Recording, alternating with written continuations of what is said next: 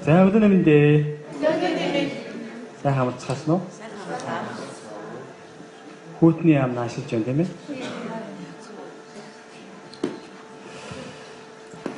Хэдий гадаа хүүтэн болж байгаа учраас бидний удирдал, бидний амьдрал халуун байна, дулаахан байна. Нөмөр нөөдөг их байна. Бурхны дагалж бидний дээгүр байна. За юу гэдэг юм бэ? Ямар ч тийм хамгаалалт бол байна гэдэг дээр. Тэгээд Бурхан ойлгоход хүн бид яадаг вэ гэж. Бурхан өөрийнхөө бүтээлрүүг ойлгож яхад хүн бид түүний бүтээлүүд нь ямар шүү дүр төрхтэй байдаг юм бэ гэж. Нэг бодож үзлээ. Хангалттай бодоагүй. Гэхдээ ч зэрвсгэн бодоход бүгд байр савандаа орж, жигдэрч, цэмбийж, илүү дутуу зүйдээ хайж тэд бэлэн болцсон байх юм байна гэж харсан. Хүн өөрийнхөө хичээлд чармайлтаар эзэж бэлэн болж чадахгүй. Мөн хүний хичээл чармайлт зүтгэл яг Бурхны хүсэж байгаа тэр сайн сайхан зүйлсийг эзэж авчиж чадахгүй. Яг өөрийнхөө хувьд сайн сайхан зүйлсийг авчиж болно. Юмд хүрхэн ойлгомжтой. Гэвч яг бидний өнөөх жинхэнэ тэр сайн сайхан Бурхны гих тэр зүйлсийг хүний хичээл зүтгэл эзэж авчиж чадахгүй. Хаанч хүрэхгүй. Тэгээ Бурхан өөрөө тэр сайн сайхныг өөрөө бүтээн. Хизээ бүтээх тэр ойртон гэж бүтээн. Тэгээ ас ходоос ингээ хараа байж байгаа ч Бурхан биш. Тэр бид хүн нэг бүрийн зүрх сэтгэлээр тэр ойртон гэж юм. Ойртож байгааг та мэдж байгааг би бодож байна. Мэдрэх ёстой. Энийг бас мэдэх ёстой. Итгэдээр хүлээж авах ёстой ш. Бурхан ойртож байна гэж яг танд нэгнээс тийм ингээл төөнж мөөнж байгаа эсвэл нэг тийм сонирхолтой юм санагдахгүй байж болно. Гэтэ бидний сүнс үүнийг гэрчлэн Бурхан ойр байна гэж. Есүс нэг бол ойр байхад би намайг дууд гэж хэлсэн. Тэгвэл тэр чинь өнөөдөр ойр байна. Ойр байхад минь дууд гэж. Өнгөрөн явхаас өмнө түүнийг хажуугаар нь өнгөрөхөд мөөний дээх нь хаалцж байсан. Дуудаарай түүнийг. Өнгөрөө явчих вэ гэж. Дуудах хэрэгтэй. Давидын хувьд дуудал 5 дугаар бүлэг дээр тэрээр хэд хэдэн зүйлсийг хэлсэн байгаа нь миний зүрх сэтгэлийг хөндсөн юм аа. Эндээс би уншиж бодож байна. Эзэн үгэнд минь чих тавьж яолох дууг минь анхаараач. Үүнд бие махбод хийгээс сэтгэл санаа өвдгөл байх л да. Бие махбодын өвдөлтөөс илүүтэйгээс хүний сэтгэл санаа зүрхэн яолон өвднө гэдэг бол энэ илүү аимшигтай зүйл. Тэвчин аргагүй хүн энэ хөндүрээсээ болж ямар нэгэн бочимгүй алхмыг хийж байдаг. Харин Давидын хувьд бол үгүй гэж. Тэр яолж байхдаа, тэр сэтгэл нь тавгүй байхдаа, тэр шаналж байхдаа хизээч бидний амсаж байгаагүй тэр буланч шахуулж байхдаа, мөн найдварууд нь тасарч байхдаа эзэн гэдэг үгийг хэлж чадсан даа. Энэ зүгээр нэг реклам биш. Эзэн минь гэдэг тэр реклам биш. Зүгээр нэг тийм ёсод төдийхийч биш. Христч үг хэллэгч биш.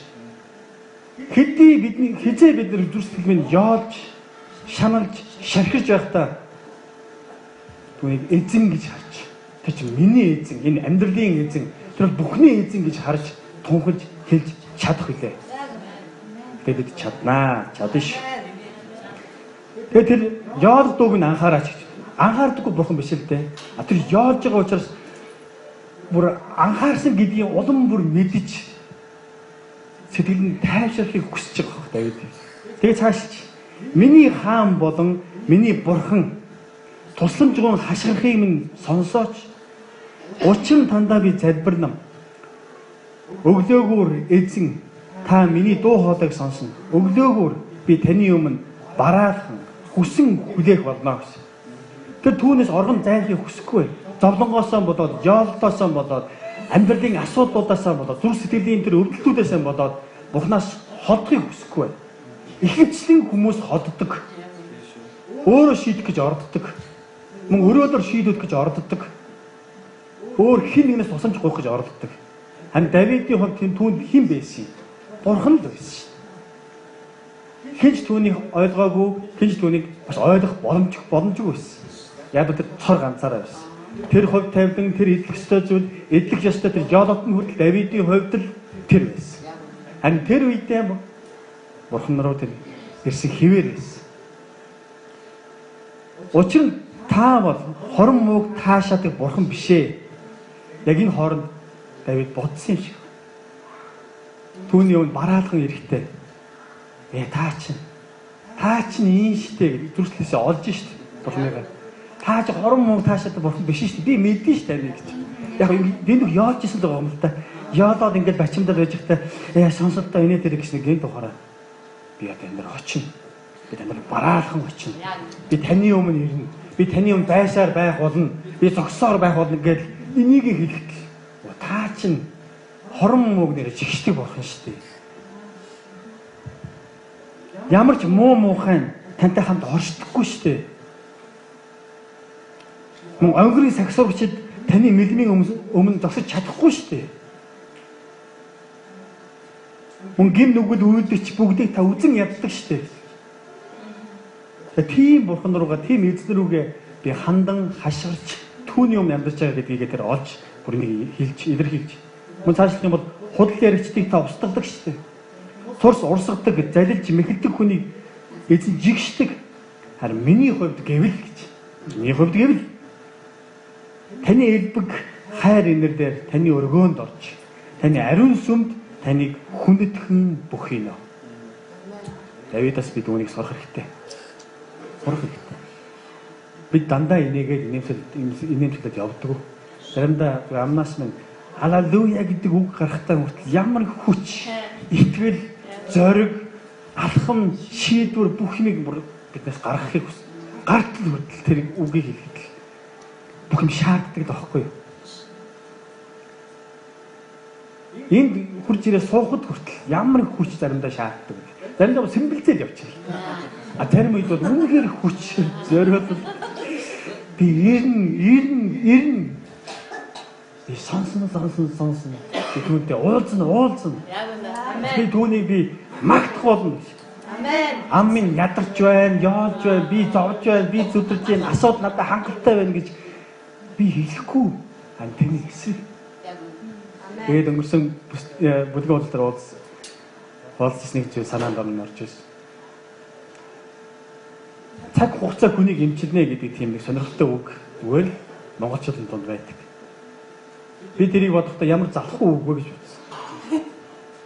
Гэхдээ цаг хугацаа хүний амьдралыг өөрчилдөг бол яшиг 5 жил бол хүний амьдралыг тэгж өөрчилнө гэдэг нэг том явах чинь 10 жил бол хүний амьдралыг тийм төвшөнд авчирна гэж тийм юм гаргаж болох юм байна. Аруугүй 50 настай хүн хүртэл 5 настай хүүхдийн зан ааших гарах боломжтой байна. Тэгэхээр тэр 50 жил ямар ч хэрэггүй цаг хугацаа гарна шүү дээ. Харин хүн үнэхээр өөрчлөгдөё. Энэ байгаа байдлаа өөрчилөө гэж байгаа бол тэр нь 5 жил байна уу, 5 сар байна уу, 5 хоног байна уу хамаагүй. Бас 5 минут ч байна уу хамаагүй, 5 секунд ч бас хамаагүй. Тэр өөрөө шийдвэрээ гаргаж үйлдэл хийх ёстой гэж би ойлгосон. Цаг хугацаа хүнийг эмчлэхгүй. Хүн өөрөө тэр цаг хугацаанд хэрхэн яаж зогсож, хэрхэн яаж цаг хугацаанд амьдэрсэн юм бэ? Тэр 5 секундэд юу бодож амьдсан бэ? Тэр 5 минутад хэний өмнө эзэн гэж очсон юм болоо. Эсвэл дэлхийн санаа зовнилын өмнө тэр 5 минутыг өнгөрүүлв үү? Эсвэл тэр 5 минутыг өөрийнхөө гомдол шарах, эсвэл тэр асуудал дээр төвлөрв үү? Эсвэл өөрийнхөө сул дорой бүтэхгүй зүйлсээрээ тэр 5 жилийг өнгөрөөв. Өөрөж дутуу долимог хоосон гэдгээрээ 50 жилийг өнгөрүүлж байгаа юм биш үстэй. Цаг хугацаа тань эзэж өөрчлөв. Харин тэр цаг хугацаанд та хэрхэн яаж амьдэрсэн? Хинтээ хамт байсан юм? Давид ч эзэнтэй хамт байсан юм уу? Өглөөгөр түүний өмнө бараалхсан юм уу? Түүнөр дахин иргэн очихыг бид нар зорж, хүсэж, тэмүүлж, зүтгэж гаргасан юм уу? Эзэн ойртож байна. Бид холдож чадахгүй.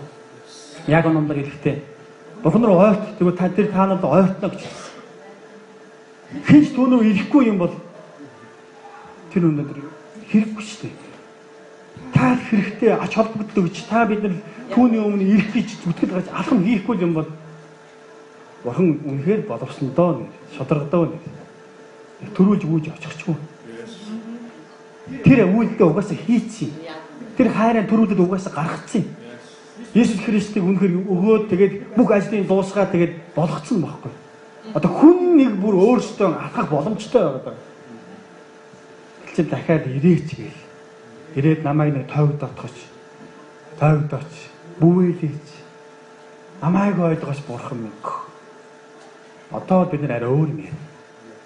Би таны өмнө амьдрал. Эзэн найснуудын минь улмаас та намайг өөрийн зөв шударгаар хөтлөөч. Хүн өөрийнхөө өмнө зөв шударгыг байгуулж болно. Дайснаас өшөө авахын тулд, дайснаа дарахын тулд өөрийнхөө дархан цолоо мандуулж тугаан нямруулж магадгүй. Гэтэ Давид бол үгүй гэж. Та миний өмнө дайснуудыг та зэмлэч. Мөн өөрийнхөө зөв шударгаар намайг хөтлөөч. Бурхны зөв шударгаар, минийхаар биш, хүн төрлөختнийхоор биш. Хэн нэгэн мөнгөтэй, эрэгтэй, дарахтай байр суурьнд орцсон тэр хүний тэр шударга байдлаар биш, түүний зарчмаар биш. Эцэг та өөрийнхөө зөв шударгаар намайг хөтлөөч. Мөн миний өмнө өөрийнхөө замыг тэгшэтгэж. Миний замыг биш, бидний замыг биш. Тэр хүний амжилттай амьдралын замыг биш. Харин та өөрийнхөө замыг миний өмнө тэгшэтгэн засаач. Би тэр замаар чи би яв. Таны зассан, таны тэгшэтгэсэн замаар би явна гэж. Тэдний хэлж байгаа зүйлсэд итгэх юм юу ч байхгүй. За одоо нөгөө бүр тунгаан гаргаж ярьж байна Давид. Итгэх юм юу ч байхгүй. Тэдний ялалт, тэдний ол зомог, тэдний тэр алдар нэр хүнд, миний дайснуудын ол зомог, тэдний амжилт, тэдний ялалтууд юу ч биш. Тэдний зүр сэтгэлд нь суурь. Яагаад гэвэл эзэнгүй учраас бүх юм сүрлээ гэсэн. Давидын амьдарч байсан үед бүх хүн муу байгаагүй би бодчих. Дайснуудын дунд сайн хүмүүс байсан бах уу? Тэ? Нийгмийн төр жишгийнхаа дагуу боловсралтай, соёлтой, янз янзын усуд байсан. Эртээ бяхтай чадaltaй ухаан. Гэтэл Бурхны заасан зам дээр биш л бол тэнцэхгүй. Тэнд учраас цөөрл юм гэж шууд үннийг хэлж ямар нэгэн тав дахад атлаг. Тэдний хоолой онгорхой болшимаа. Тэд хэлээрээ магтан хөөрөгддөг. Чи шүү. Би шүү. Бурхан тэдний гэмтийг тунхаглаач. Өөрснийх нь арга замаар, арга залиар нь тэднийг унгаач. Давид өөрөө хэзээ ч дайтахгүй юм. Энэ дайн, энэ амьдрал, энэ бүхэн түүнтэй холбоотой. Миний сайн сайхан явах нь ч түүнтэй холбоотой. Миний дайснаа дарах нь ч түүнтэй холбоотой. Түүний зөв шударгаар нь ч би явна. Яагтвэл Давидын хувьд Бурхан бол үнэхээр ойр байгаа. Бидний төсөөлж байгаагаас ч илүү ойр түүнтэй хамт. Тэрнээс Бурхан буцаагаад Давидыг миний зүрхний хүн гэж хэлсэн байна. Түүний зүрхэнд нь нутагладаг болохоор, зүрхэн дотор нь Бурхан амьдардаг болохоор би түүний дотор байхдаа би баяртай байдаг гэж хэлсэн байна. Өдөр босцгоё. Эзэн бол миний эзэн. Бидний эзэн. Бидний Бурхан эцэг.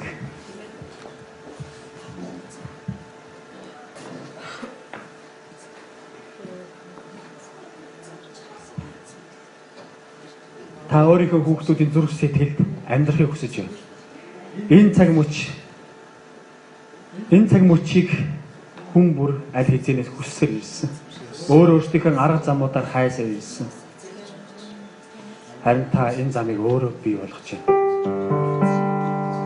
Та бидний зүрх сэтгэлд хөл дуртайгаас идүүлгээр үүнээ болж чигэж өгөх гэж байна. Бидний бодож хүсэж идүүлгээр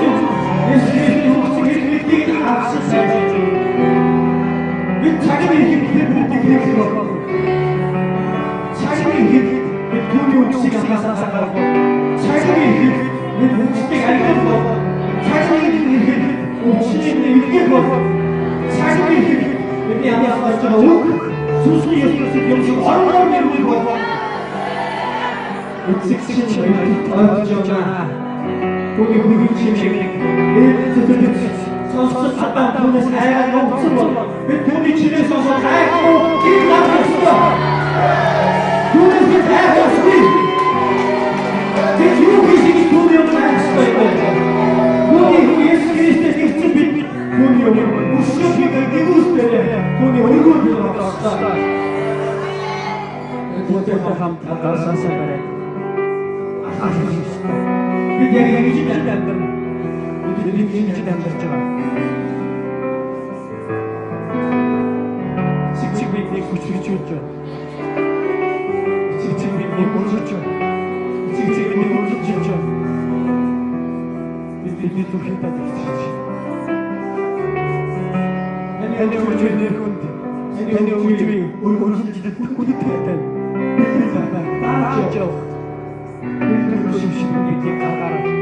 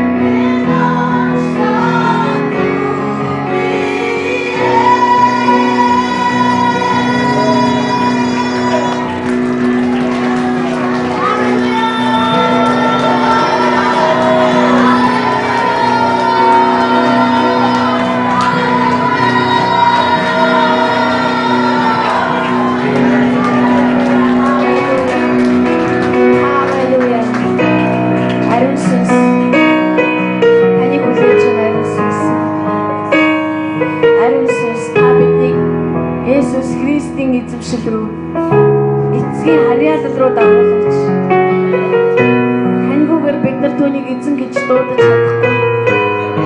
Таньаар дамжихгүйгээр бид нар хизээж Бурхныг ааваа гэж дуудаж чадахгүй юм аа. Хотын сүмдэр өшөө нэгүүлсэж таасгараач ариун сүнсээ. Таны өмнө өнөө өгдөөсөн хүн бүрийг та өрөөгөж ариун ашгүй бидний зүрх сэтгэл дотор бүрэн хүчээр ажиллаач. Бидний аюун санааг бүрэн эзэлж аваач залбиргооч. Та биднийг өөрийнхөө өмнө авчираач. Та биднийг хүссэн хэмжүүрээр даруусгаач. Таны тэнгэрлэг газарт бидэн зориулсан сүнслэг өрөөлүүдийг хүсэж байна. Мөнхийн эцэг минь ээ. Мөнхийн бурхан минь ээ. Мөнхийн эзэн Есүс Христ тэргүүн дахилч минь ээ. Амлсан ёсоор ариун сүнсийг илгээсэн танд баярлалаа. Амен. Ариун сүнс та ирсэн зорилгоо энд зогсож байгаа. Таны нэрийг дуудаж байгаа хүнийг бүгдээр гүйцэх болтугай. Эзнийг минь таниулж, эцгийг минь мэдүүлэх болтугай. Таныг биширж байна, ариун сүнс танийгаа мөндөж байна. Энэ бол таны цаг. Энэ бол таны хүмүүстэйгээ уулзах цаг. Энэ бол таны хүмүүсээ сургах цаг, хүмүүсээ дасгалжуулах цаг, хүмүүсээ засах цаг, хүмүүсээ сахилгажуулж бас хүмүүсээ хязгааргүй хайрлах цаг юм аа. Та биднийг өөрлөгөө ойртуулаач. Та биднийг өөрлөгөө татаач гэж өгөөч. Зөвхөн таны оршихуй дотор бидэнд итгэл найдвар байдаг. Зөвхөн таны оршихуй дотор бид нар зөвхт нэгэн болдог үлээ. Халелуя. Таны хүндэлж ариун сүнс. Өөрийг ариун юм та. Ариун бурхан. Биднийг ариусгаач, цэвэрлээч. Хайр эзэн Христийн цусаар биднийг угааж өгөөч. Бидний оюун санааг, бидний зүрх сэтгэлийг хандлага нэг бүрийг бидний бүхэлд нь угаагач, цэвэрлээч. Биднийг цэвэрлж өгөөч, ариун сүнсээр. Цэвэрлээч аваа. Та сүнсээр цэвэрлээч, сура масандара. Дэврэ месси масура. Ариун сүнс. Цэвэрлээч.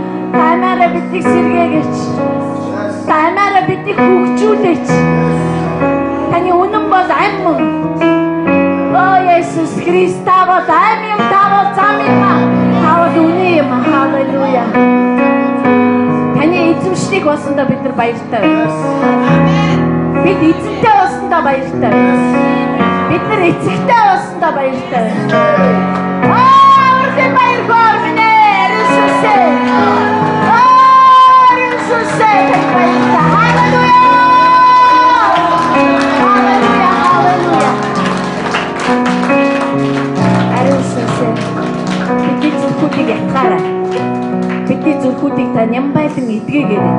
Эмчлээрэй. Та бидний зүрхэн дотор гүн ажил болтугай. Амен. Би Есүс Христийн нэрээр ярьж байна. Амен.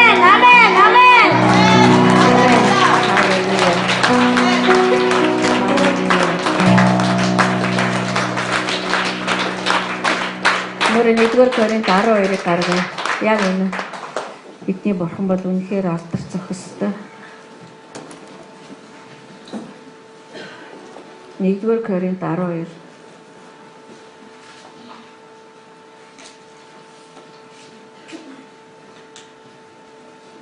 За. Ах トゥ нараа сүнслэг бэлгүүдийн талаар та нар мэдэхгүй байхыг би хүсэхгүй байна. Та нар эзэнд итгээгүй байхдаа хэлбүү шүтээнүүдэд хөтлөгдөж төөрөлдсөн байснаа мэдэх билээ. Тиймээс хинч Бурхны сүнсээр Есүс хараагдсан гэж ярихгүй бөгөөд ариун сүнсээр биш бол өөр хинч Есүс бол эзэн гэж хэлж чадахгүй гэдгийг би та нарт мэдэгдэе.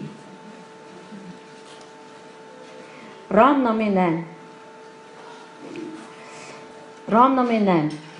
Тиймд ах トゥ нараа бид махан биеийн дагуу амьдрахын тулд махан бие дүргүй. Учир нь хэрэв та нар махан биеийн дагуу амьдрал үхэх ёстой. Харин та нар сүнсээр биеийн үйлсийг үхэлд хүргвэл амьдрах болно. Учир нь Бурхны сүнсээр удирдуулж байгаа бүхэн Бурхны хөвгүүд юм аа. Түүгээр бид ааваа эцэг минь гэж дууддаг. Өмнөх ишлэгийг нь дахин айдаст хүрэх боолчлын сүнсийг та нар хүлээн аваагүй. Харин үрчлэлийн сүнсийг авсан юм аа. Бидний дотор оршдог, бидний дотор амьдардаг ариун сүнс чухам бидний дотор амьдардаг учраас бид нар ааваа гэдэг. Тэр амьдардаг учраас бид нар эзэн минь гэж хэлдэг байна. Яг вэ бид нар өнөөдөр нэг махан бие сүнс, махан биеийн одоо амьдрал, сүнсний амьдрал гэдэг рүү нэг шагаах гад оролддог хөө. Уул нь бид нар тийм дотор амьдрах хэрэгтэй байхгүй. Тэгээ бид нар тийшээ орно. Бид нар тийм дотор амьдрна. Бидний олонх маань ороод амьдраад эхэлсэн байгаа. Гэхдээ тэр Бурхны бидэнд ертөнцийн суйраас өмнө бэлгэлэндээ гэд бэлдээд одоо бэлэн болцсон байгаа бэлгүүдийг бид нар мэдэхгүй байж болохгүй юм аа. Бид бүгд бэлгэн дуртай. Тийм учраас Бурхан чухам бэлэг гэж нэрлээд байгаа. Бэлэг гэдэг тэр нэг нэрлэгдээд байгаа зүйл дотор юу агуулсан байдгийг байдгийг ариун сүнсд хэлэхгүй бол бид нар олж мэдчих чадахгүй байхгүй юу? Хизээж чадахгүй. Яг Бурхан бол сүнс. Бид нар ч гэсэн сүнстэй. Тийм учраас сүнснээс сүнс рүү л илчлэгдэнэ. Сүнснээс толгоо руу, сүнснээс бидний одоо өөр одоо сэтгэл рүү илчлэгдэхгүй. Сүнснээс зөвхөн сүнс рүү илчлэгдэх учраас тэр хүүгээ илгээгээ сүнс аварсан байхгүй. Одоо сүнс чинь ажиллагаатай болсон байхгүй. Тэгээ сүнс ажиллаад эхэлсэн учраас ариун сүнс бидний дотроос толгоо руу орчуулан хөрвүүлдэг ажлуудаа хийж эхэлсэн. Тийм учраас бид нар сүнсэн дотор болоод байгаа ямиг толгоо руугаа хүний хэлээр орчуулан хүлээж аваад тэрийг хүний хэлээрээ илэрхийлдэг болсон. Мөн биз дээ. Тэгээ би өнөөдөр энэ ч зогсож байгаа байхгүй. Бид нар ариун сүнсийг ярьж байгаа. Ариун сүнс энэ дэлхий дээр яах гэж ирсэн юм бэ? Ариун сүнс энэ дэлхий дээр биднэрт сүнсний хэлийг өгөх гэж ирсэн юм уу? Эсвэл энэ дэлхий дээр биднэрт ариун сүнсний үр жимсийг ургуулаарай гэж ирсэн юм уу? Эсвэл биднэрт сүнсний бэлэг авьяас, 9 бэлэг авьяасыг өгөх гэж ирсэн юм уу? Тэд нар бүгд дагалдах зүйлсүүд. Бид нар түүнгүүгээр хүчрхэгчихгүй, тэдгээр зүйлсгүйгээр хүчрхэгчихгүй байхгүй юу? Бид нар Есүс бол эзэн гэж ярьж хахад тэд нар нотлох ёстой. Бэлэг авьяасууд нь нотлох ёстой. Хэлээр залбирж байгаа нь нотлох ёстой. Тэр бүр цаашаа тэрнээс ч агуу зүйлсийг ариун сүнс бидэнд өгнө. Гэхдээ тэр эхлээд хүмүүсээ өөрийг нь буруу ойлгоод байгаа ойлголтоос гаргаж ирэхийг хүсэж. Тэгээд тэгжээж бид нар түүний орох байхгүй юу? Түүний жинхэнэ одоо амьдрал руу орно. Бид нар ариун сүнс гэж хинбэ гэдгийг бид нар мэднэ. Тэгэхээр хуучин юмнасаа гарах хэрэгтэй ш. Эсвэгөөс хуучин тулман дотор шин дарс гэвэл тулам даахгүй. Зад үсрэнэ. Тэгээд шин дарс хинт ч хэрэггүй болно гэсэн байна. Тэгэхээр би та нарт хоёр ишлэл уншиж өгсөн. Нэг нь болохоор ариун сүнсээр биш бол хинч Есүсийг эзэн гэж дуудахгүй гэсэн. За энэ дээр жоохон ярив. Гэтэл би эзэн гэж дуудаад байдаг ш. Гэтэл нэрээ яагаад хүмүүс бид нар одоо Христэд итгэдэг хүмүүс заяа. Христэд хэн итгэдэг вэ гэвэл гараа өргөж байгаа тэр бүх хүмүүс эзэн гэж дууддаг мөртлөө амьдрал дээр нь ерөөсөө тэр эзэгнэхгүй байгаад байгаа юм бол уул нь эзэн гэдэг аахгүй. Паул бас газар юу гэж хэлсэн бэ гэхээр бид нар зүрхэндээ итгэсэн учраас амаараа эзэн минь гэж тунхагладаг гэсэн байгаа. Уул нь бол эзэн гэд Есүс Христ миний эзэн гэдэг байгаа байхгүй. Гэтэ бид нар ийм толгойч Есүсээр өдөрдүүлдэггүй, бидний зүрх сэтгэлч түүгээр өдөрдүүлдэггүй. Мэдгүй бид нар эзэн гэд яриад байдаг. Тийм л учраас Есүс гээгүй эзэн минь гэсэн болгон миний хаанчд орж ирэхгүй. Тэгэхээр бид нар хэнийг эзэн гэж дуудаад идэм болж байна. Тийм учраас одоо ариун сүнс намайг хөтлөөд эзэн гэж дуудуулж байгаа бол тэр эзэмшил рүү намайг ариун сүнс л авч байгаа. Тэгэхээр ариун сүнс энэ дэлхий дээр ирсэн нэг тэргүүний ажлыг хэлэх гээд байхгүй би. Хоёр төрлийн ажил байгаа. Нэгдүгээрт бид нар гэрчлэх ёстой. Тэр бол миний эзэн. Тэр бол миний аав. Тийм ээ? Есүс Христ бол миний эзэн шүү дээ. Аав биш. Ууган ах Есүс Христ. Эзэн. Эцдийн эзэн, хаадын хаан. Мөн үү? Эцэг бол Есүс Христийн ч эцэг, мөн Есүс Христээр дамжаад түүний хүүхэд болохыг хүссэн болгоны эцэг. Энэ гэрчлэлийг ариун сүнс бидний зүрхэнд хийж өгдөг. Тэр учраас бид нар аваа гэж дууддаг. Ром номдэр би сая уншсан. Үрчлэлийн сүнсийг бид нар авсан түүгээр бид аав, эцэг минь ээ гэж дууддаг. Бурхны сүнсээр нь өдөрдүүлээгүй юм бол хөвгүүд нь биш ээ. Бид нар зүгээр шашинлаг хэлээр аав гэж ярьж болно. Угаасаа тэгээд сурцсан ч байгаа бид нар. Тэгээд аав ингээд гэл одоо зүгээр л нэг манай махан бие аав шиг те аав ханиагаад аав яваад аав надад чихэр өгөөд гэдэг шиг бид нар бүр ярьсаар зүгээр хэллэг. Хүн аягүй амархан хэллэгтэй болдсон шүү дээ. Болцсон байж болно. Харин тэр тухай яриаг байхгүй.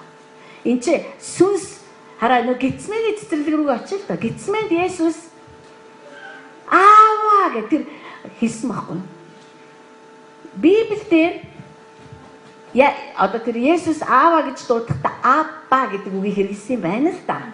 Бяцхан одоо хэлний одоо хэл шинжлэл хийлээ л дээ би. Хийх ч явахтай миний уншижсэн номон дээр бичсэн байсан. Ааппа гэдэг үгийг хэрэглэсэн. Ааппа гэдэг үг нь болохоор арамей үг юм байна л да. Арамей үг нь өөрөө ааваа гэсэн үг. Гэхдээ ааваа гэж хэлэхдээ бүр нэг тийм юур бусын одоо дотноссон бүр хамт амьдардаг мэт одоо дуудахтаа хэрэгэлдэг одоо тийм ааппа гэдэг үгийг Есүс хэрэглэсэн байхгүй. Шин гэрээ хуучин гэрээн дээр ерөөсөө хуучин гэрээн дээр бол бүр юус ааппа гэж үг байхгүй гинэ. Энэ зүгээр мэдээлэл шүү. За гэдэг бид нар мэдээлэл хүлээж авах хэрэгтэй шүү дээ тийм ээ. Ерөөсөө байхгүй. Харин шин гэрээн дээр хоёрхан газар л юм аа. Нэг нь Гетсмэний цэцэрлэгт Есүс ааппа гэж орилсон. Энэ ааппа хүн зүгээр аваа гэж хэлдэг гинэ. Ааппа гэж бүр сүнснийхээ углуургаас ингэж орилдог бүр эндээсээ хүн ингэж хашгирдаг бүр. Тийм үг гэж штэ. Харин Паул ааппа гэдгийг нь хоёр газар хэрэглэсэн байна. Тэгэхээр Есүс Христ мэдсэн байна. Паул мэдсэн байна. Тэгэхдээ бид нар зөв хүний мэдгээр биш. Есүс сүнсээр өдөрдүүлэн байж ааппа гэж хэлсэн шээ. Паул мөн яг тэр Есүсийг өдөрдөж байсан тэр сүнсээр хөтлөгдөж ааппа гэж бид нар дууддаг шүү дээ гэж Ром номон дээр Галат номон дээр хоёр газар хэлсэн байгаа байхгүй. Ойлгож байна. Тэгэхээр би юу гэж хэлэх гээд байна вэ гэхээр зэрэг аав минь ээ гэж түүнд хандан хэлж байхдаа Есүсийг Гетсмэний цэцэрлэгт ааппа гэж орилдоход хүргэжсэн тэр сүнс намайг өдөрдөхгүй юм бол хоос. Зүгээр л аав. Матай номон дээр хэлсэн байдаг тийм үү? Хэрв та нарын эцгүүд чинь бузар атлаа хүүхдүүддээ хамгийн сайныг өгөхөө мэддгийм бол Тэнгэрлэг эцэг чинь та нарт ариун сүнсийг өгөхгүй гэж юу? Жинхэнэ орчуул. Бид нар үүнээс улбалаад тэр эцгийг энд байгаа эцэгтэйгээ зүүрлэж эхэлсэн. За эндээс л хамаг гамшиг эхэлж байгаа байхгүй. Бид нар одоо багшилж авсан, өөрсдөө сурж авсан чөлөөлөлт элдийн сургалтуудыг ч бид нар хийж л явлаа. Бид нар нөө тэр эцгийг таниулахын тулд өөрийнхөө эцгийг уучлагддаг. Тэгэл хүмүүс уучдаг, ааваастаа уучдаг. Хүмүүс үнэхээр уйлдаг. Яг л зүрхэнд нь шарах байгаа юм чинь бид нар аргагүй шүү дээ. Өөрсдийнхөө эцгийг дутуу үнэлсэн, гомдсон одоо ийм зөндөө байгаа байхгүй. Яагаад тэгвэ? Яагаад тэгвэл махан биеийн эцгүүд хизээж төгс биш учраас. Хизээж төгс биш. Тэдний буруу биш аахгүй. Зүгээр л төгс биш аахгүй. Тэгээ бид нар тэр төгс биш эцгүүдэд гомддог. Бид нар төгс биш учраас зан авирыг нь хараад дургуулдаг. Бид нар бүр үдсэн ядах хэмжээнд хүртэл өвчлөдөг. Төгс биш учраас. Харин бид нар тэр төгс биш эцгийг уучлцгаад тэр эцэгтэйгээ нэгдчихлээ гэж бид нар бодоод байдаг. Одоо би тэр эцгийг мэдчихлээ гэж боддог. Үгүй ээ. Та зүгээр өөрийнхөө төрсөн эцгийг уучлаад та өөрийнхөө төрсөн эцгийг төгс биш хамаагүй та бол миний эцэг юм байна шүү дээ. Юм байсан юм байна шүү дээ гэдгийг хүлээн зөвшөөрөөд Бурхны өмнө зөвтгөгдөж байгаа л хэлбэр болохоос ш одоо энэ эцэг тэр эцэг хоёр адилхан болсон гэсэн үг биш. Матай номын 6 дээр хэрв эцгүүд чинь бузар атлаа та нарт хамгийн сайныг өгөхөө мэддгийм бол яг тэрнтэй ч адилхан гэж хэлээг авах. Яагаад тэр бузар биш. Тэр төгс аав. Бид нар одоо төгс аавыг л мэдэх гэдэг ш. Одоо яг төгс эцэг рүү л очих гээд байна шүү дээ бид нар.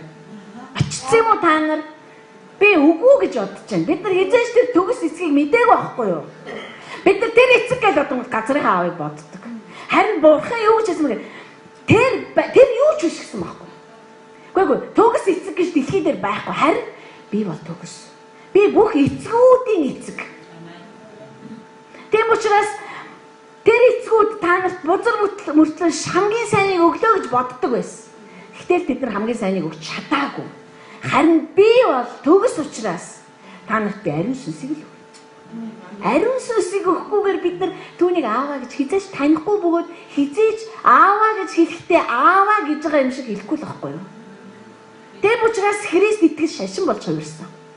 Ааваа гэж дууддаг, эзэн гэж дууддаг. Сүүлдээ бүр Есүс эзэн минь ээ, аав минь ээ, Есүс ариун сүнс минь ээ гэж бүгдээр нь сайхан холион бантан болгоцсон. Хутгацсан бүр. Тэгэхээр ариун сүнсээр биш юм. Тэгэхээр ариун сүнсийг эцэг Есүс Христийг өөрийнх нь дэргэд очсны дараа илгээсэн амлсан ёсоор яах гэж. Яагаад гэвэл биднүүсийг нэгдүгээрт Есүс Христ бол миний эзэн гэрчлүүлэхийн тулд миний Бурхан бол миний эцэг гэж гэрчлүүлэхийн тулд бид нар зүрхэндээ итгэсэн учраас гэрчилдэг байхгүй. Хоёр дахь том зорилго нь болохоор одоо тэр эзэнтэй, одоо тэр эцэгтэйгээ хамтарч харилцаж одоо эзэн ба эзэмшүүлэгч, эцэг ба хүүхдийн тэр харилцаан дотор алхаж амьдрахын тулд ариун сүнс ажиллаж эхэлнэ. Тэгэхээр нэгдүгээр нь гэрчилж байна. Хоёр дахь нь болохоор бодит харилцааны төлөө өгөгдсөн. Бид нар л ирсэн байгаа даа. Ариун сүнсээр биш бол бид нар Бурхан эцэгтэйгээ ярьж чадахгүй шүү дээ. За тэгвэл яриад үг аваад ингээ яриад байгаа. Бид нар чаа. Бурхан надад тэгж хэлсэн. Аав надад ингэж хэллээ. Тэгснэ хэсэг хугацааны дараа аав намайг тэг гэж байна. Гэхдээ аав чи хэдэн сарын өмнө чамайг тэг гэсэн биз дээ. Харин одоо болцсон. Одоо аав намайг ингэх гэж. Эзэн намайг тэг гэсэн. Хэсэг хугацааны дараа би болцсон шүү дээ. Яагаад? Эзэн намайг тэг гэсэн. Тэгэхээр биднийг одоо хэн өдөрцөн бол таарч махан бие л өдөрцөн баг. Зүгээр л миний махан биеийн хүний махан бие чинь одоо 9 шидийн хүсэлтэй шүү. 9 шид 70-60 юм хүсдэг байхгүй хүний махан бие чинь. Ийм байхыг хүсэж जैन, тийм байхыг. Ерөөс хүсэл нь дуусна гэж байхгүй. Ерөөс хамгийн ардгийн хүслээс ахвал хамгийн тэнгэрлэг хүслүүд бүгдээр махан бие хийж чадна. Тийм учраас тэр их хүсэл биднийг өдөрдөөд байгаа болохоор зэрэг бид нар яадаг вэ? Эзэн намайг тэг гэж байна. Тэгээ явж ил тэр чинь эзний хүсэл угаасаа биш аахгүй юу? Тэгэхээр яах вэ гэхэд өөр хүсэл төрнө. Тэгвэл өөр хүсэл хөтлөгдөөл явна. Тэгэхээр биднээсийг ариун сүнс өдөрдөөгүй байгаа байхгүй. Хараа ариун сүнс бидэнд итгэл өгөхөөр ирсэн үнэн. Гэхдээ тэр итгүүлчээд биднийг итгүүлчээд дараагийнхаа ажил руу ороход бид нар хаачдаг. Би аврагдсан одоо болоо. Одоо ингээл ариун сүнс ингээл юм хумаа хийгээл явна. Гэхдээ ариун сүнс чинь ажиллаа хийсэн байхын тулд бид нар ариун сүнстэйг танилцж, ярилцаж, амьдарч явах хэрэгтэй ш. Зүгээр чи өөрийнхөө амьдралаар яваад ариун сүнс тэнд өөрийнхөө ажлыг хийгээд тэгээд чи ингээд өөрийнхөө амьдралаар явж хараа эндаа өөрчлөгдөөл тийм үлгэр байхгүй ш. Чиний амьд харилцаа явуулдаг. Ийм хоёр хүртэлдэгдэг үстэй. Хоёулаа гэрэлцээд гэсэн хоёр өөр газар очиж амьдраад идэв юм. Яг тэгээд чи тэгээд миний ихнэр гээл явж идэ би ч гэсэн нөхөр чин гээл явж идэ. Тэгээд яг тэгээд хоёулаа хаяа уулзаад юу дураараад байл та хоёулаа зүгээр зоргороо л амьдрээ л та яа тий. Тэгэж гэрэлдэг хүмүүс одоо байдаг л байх л тоо. Одоо энэ гадаад мададд байдаг л одоо Монголд ч байдаг юм болов уу мэдээ. Одоо би бол мэдэхгүй л юм. Миний хувьд бол тийм бүмэд ойлгохгүй. Гэтэл бид нар ариун сүнсээр дамжуулаад Есүсд эзэн юм а бурхан бол миний аав юм а гэ хүлээг авцсан бол одоо ариун сүнс дотор хамт алах хэрэгтэй болчихж байгаа юм. Харин яг энэ дээр бидний алдаа гарч ирсэн. Алдаа ч юм уу юу ч одоо бүмэд. Ямар нэгэн доголдол гарч ирсэн. Тийм учраас бид нар эзэн гэдэг маань Есүс Христ мөн гэж мэдсэн мөртлөө өөр хуучин эзэгнэлээс салаагүй байна. Бидний хуучин эзэгнэл гэж одоо эзэн гэж байдаг юм бол эзэмшил гэж байх хэрэгтэй. Тэр бол би. Тэр бол та. Би Есүс Христ та бол миний эзэн гэж байгаа бол би түүний эзэмшлэхгүй. Би түүний одоо эд хөрөнгө гэх нь хаашаантай. Би түүний авьяал. Тийм биз дээ. Одоо тэр миний эзэн юм бол тэр эзэн шиг байх хэрэгтэй надад. Би тэрний өдөөс энд ямар ч дуулуургүй байх тэрсэл тэр Жиес шууд бууж өгж байгаа асуудал байхгүй. Та миний эзэн. Паул бүр энэс давсан ш. Та миний эзэн төлөв би хоригдолчихно. Сайн дураараа. Хоригдол би таныг яв хараа. Паул бол тэр үедээ одоо зүгээр л одоо тасархаа хүмүүс байхгүй. Юудэч ерөөсө еврей гэдэг үндэстэн, Израиль гэдэг үндэстэн дотор Паул бол үнэхээр номер 1 биш ч гэсэндээ тэр үнэхээр одоо тэр нийгмийнхаа жинхэнэ сорн байж чадсан байхгүй. Тэр одоо эзэмшиж болох хамгийн мундаг мэргэжлийг эзэмшиж авсан. Гамалиелийн гарын шав. Гамалиел үг хэлэхэд синагог тэр чигээрээ сонсоод дагж ирсэн шүү дээ. Багш нь тийм амар нөлөөтэй. Багшийн нөлөөч Паулд нөлөөлөг байхгүй. Паул биш үү? Есүс Христэд олзлогдсон байхгүй. Тэр итгэсэн ч гэж өөрийгөө ярьдгүй. Би зүгээр л олзлогдсон гэж ярьдаг. Дамаскын замд явж байхад тэр намайг олзолж аваад өөрийгөө хоригдол болгосон гэж тэр өөрөө ярьдаг байхгүй. Дамаскын замд явж байхад тэр намайг бүрэн эзэлж авсан. Биднээс ингэ бүрэн эзэлж авах хэрэгтэй байхгүй да. Бид нар зүгээр бүрэн эзлүүлэх хэрэгтэй байхгүй юу? Эзэн энийг бид нар өөрсдөө хийж чадахгүй шүү дээ. Давидыг дуурайгаад эзэнгээ ёо ямар гоё юм бэ? Эзэн гэдэвэл Давидыг сонсдгийг чи намайг сонсно гэж бити гоёд. Түүний зүрхийг мөшгдөг зүрх миний дотор байж ээж. Тэр эзэн гэж хэлж байгаа бүхнийг маань сонсно. Бид нар боддог байхгүй юу? Христэд итгэжгээд ийм юм зүүц учраас тэр намайг сонсно. Тэр юу яхаараа намайг сонсох ёстой. Яхаараа миний утгатай утгагүй олон ярьшигтай түүхтэй үгийг сонсох ёстой. Хинт хэрэгтэй энэ үг чинь. Тийм үстэй. Та хүнтэй юм ярихдаа хүртэл та боддог ш. Энэ үнэхээр сонсоод баймаар нэг юм байна шүү. Эсвэл юу яриад байгааг нь ойлгохгүй. Ямар ярьшигтай юм бэ? Бид нар хүртэл тэгж сонгодог үстэй. Тэгэх тусмаа Тэнгэрд оршиж байгаа тэр нэг яхаараа бидний тэгэл шалдар болдор ирээвэр хураавар эсвэл нэг тийм балиар өөрийнхөө хүслийг одоо айгүй гоё хайрцаглаад ингээд яриа ааваас энийг би таны хүсэл гэж бодож байна. Та намайг тэгүүлэх хүсэж гин гэж бодож байна. Тэр харин их тэгчээстэй. Би ерөөсөө тэгж бодоагүй дугаарай гэд нясалж байгаа нэг юм. Би ерөөсөө чамаас тийм хүсээгүй. Уг наа чи ерөөсөө эхнээсээ миний бодож байгаагүй.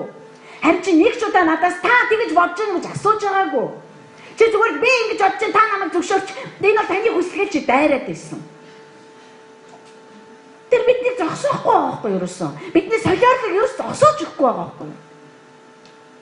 Тэгээд бид яагаад зогсоодгүй ч гэж хэлэх хэрэггүй. Чи өөрөө зогсох хэрэгтэй байхгүй юу? Солиорлоо өөрөө.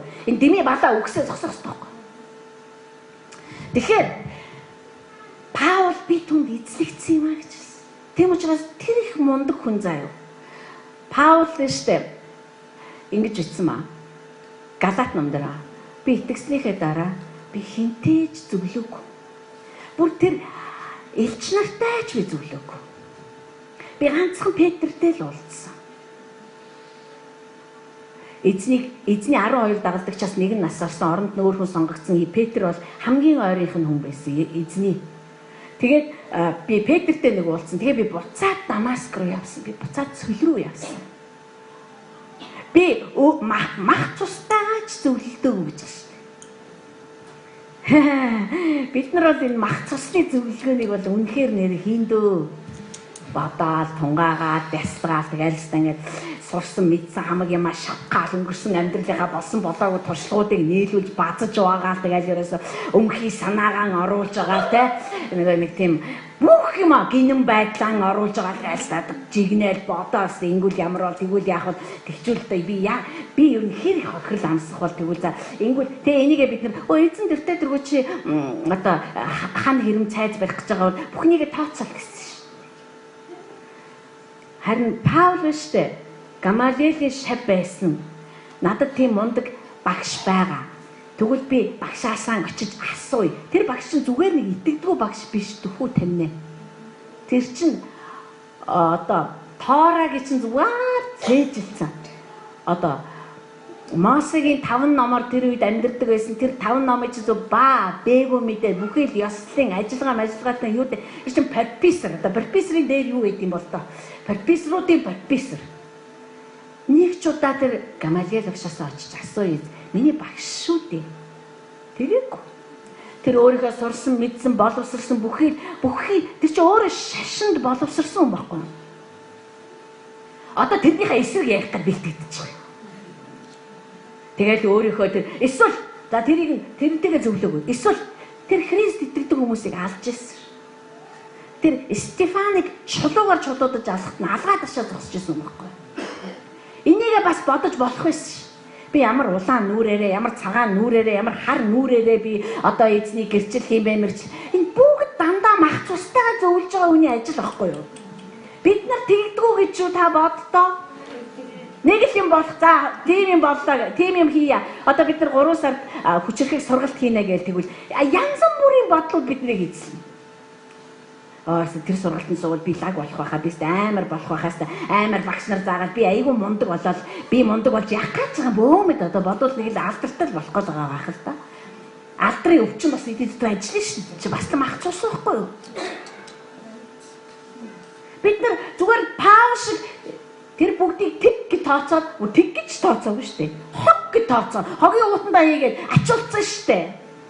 2 өдөр болон ярддаг хогийн машинд хийгээд ачуулсан байхгүй юу?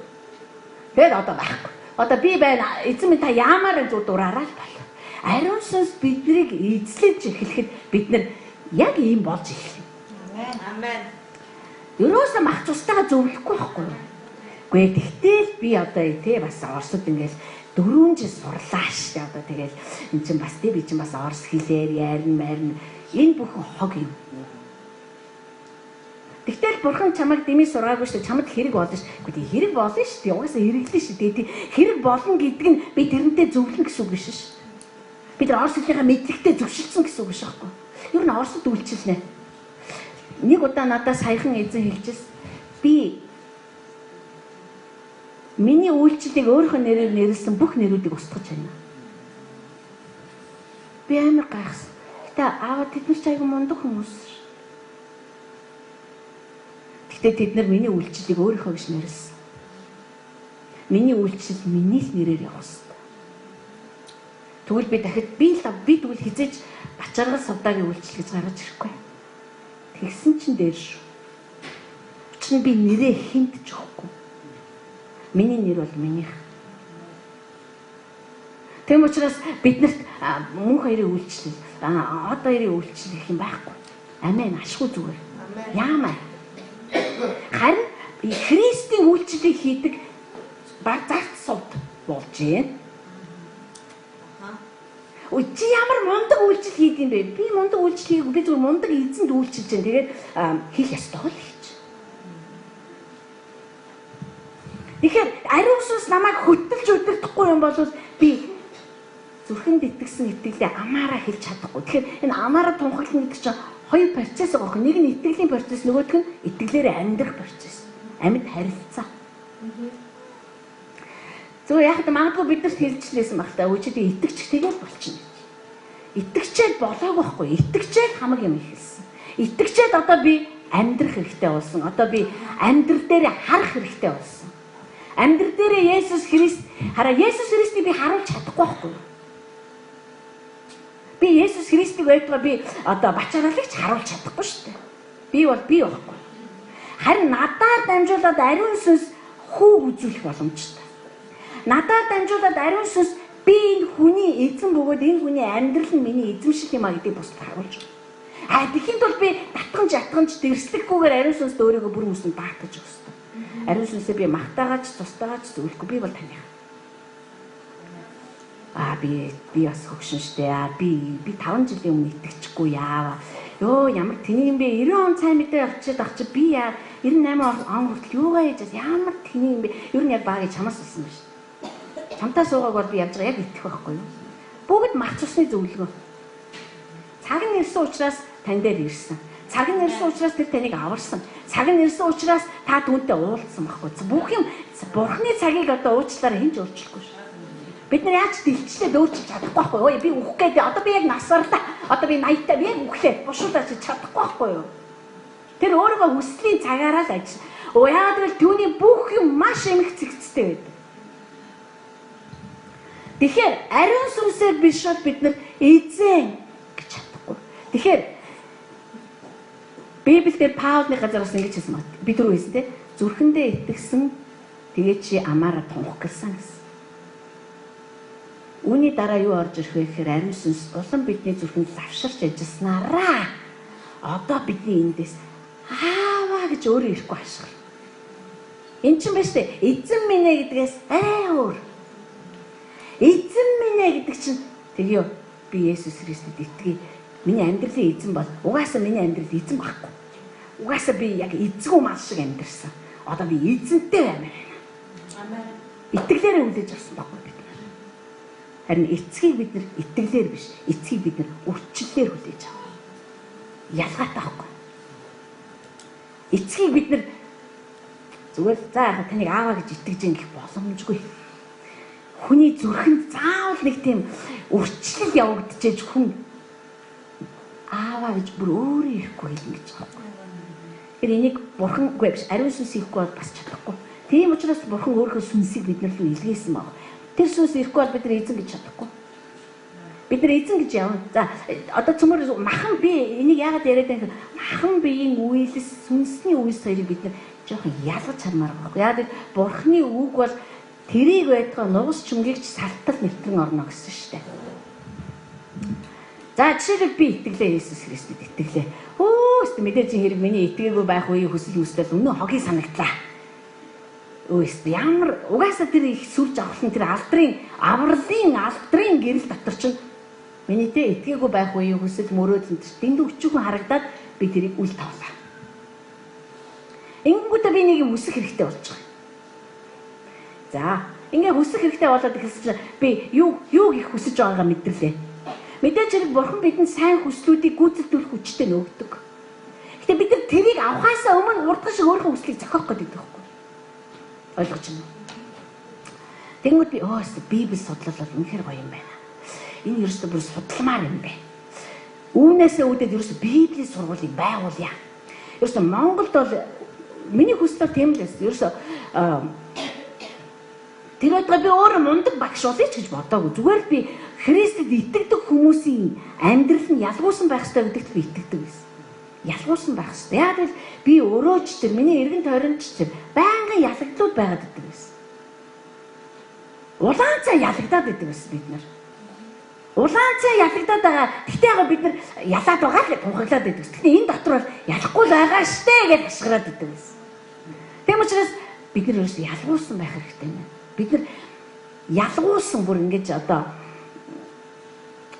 юмыг бүр үнэхээр давж чаддаг бүр нэг тийм өөр төрлийн байх хэрэгтэй гэдэг чинь хүн чинь яг сүнсээрээ мэдрээдсэн баг. Тэгэл би тийм сургууль байгуулъя л гэж боддог байсан. Тэгээ би өөрөө ч одоо тэрний төлөө бэлтгэх ёстой мастаа ч гэж бодогдохгүй зүгээр л байгуулъя би чаднаа л гэж бодоод байсан баг. Тийм учраас би Библийн сургуульд ороод ажиллахдаа амар баяртай байсан. Харин 2 дахь жилдээ би энэ хангалттай биш. Энэ ингээ хангалттай биш байна. Уул нь би яг хүсэдсэн юм руу орцсон байхгүй юу? Би дахиад өөрийг байгуулсан ч юу болохоо шинжтэй. Гэхдээ энэ сүнс бол нэг л биш ээ. Энэ нэг л миний хүсэж байгаа юм биш наа. Уул амар ирээдүй харагдажсэн шүү дээ. Тэр үед бидтэй хамт байсан хүмүүс бол мэдчихлээ. Бидтэй маш том ирээдүй харагдажсэн байхгүй. Тэгэхээр одоо энд чинь эзний хүсэл давмгааж орж ирэх хэрэгтэй. Хаанагийн хүслийг эзний хүсэл залгисан шиг. Хаана хүүхдээ олмоор байсан үнэн.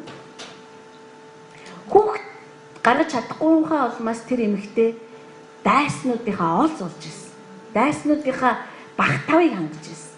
Тэм учраас тэр эмэгтэй дайснуудыгаа ичгүүрт оруулмаар байна. Та надад хүүхд өгөөч гэсэн. Харин бурхан би ч хүүхд хүсэж байна. Надаа хүүхд хэрэгтэй. Танд хэрэгтэй юм уу те? Тэгвэл миний хэрэгцээ юу ч биш юм бэ? Танд хэрэгтэй байгаа юм биш. Ямар сайхан би танд өгье. Хаанагийн хүсэл өгсөн байхгүй юу?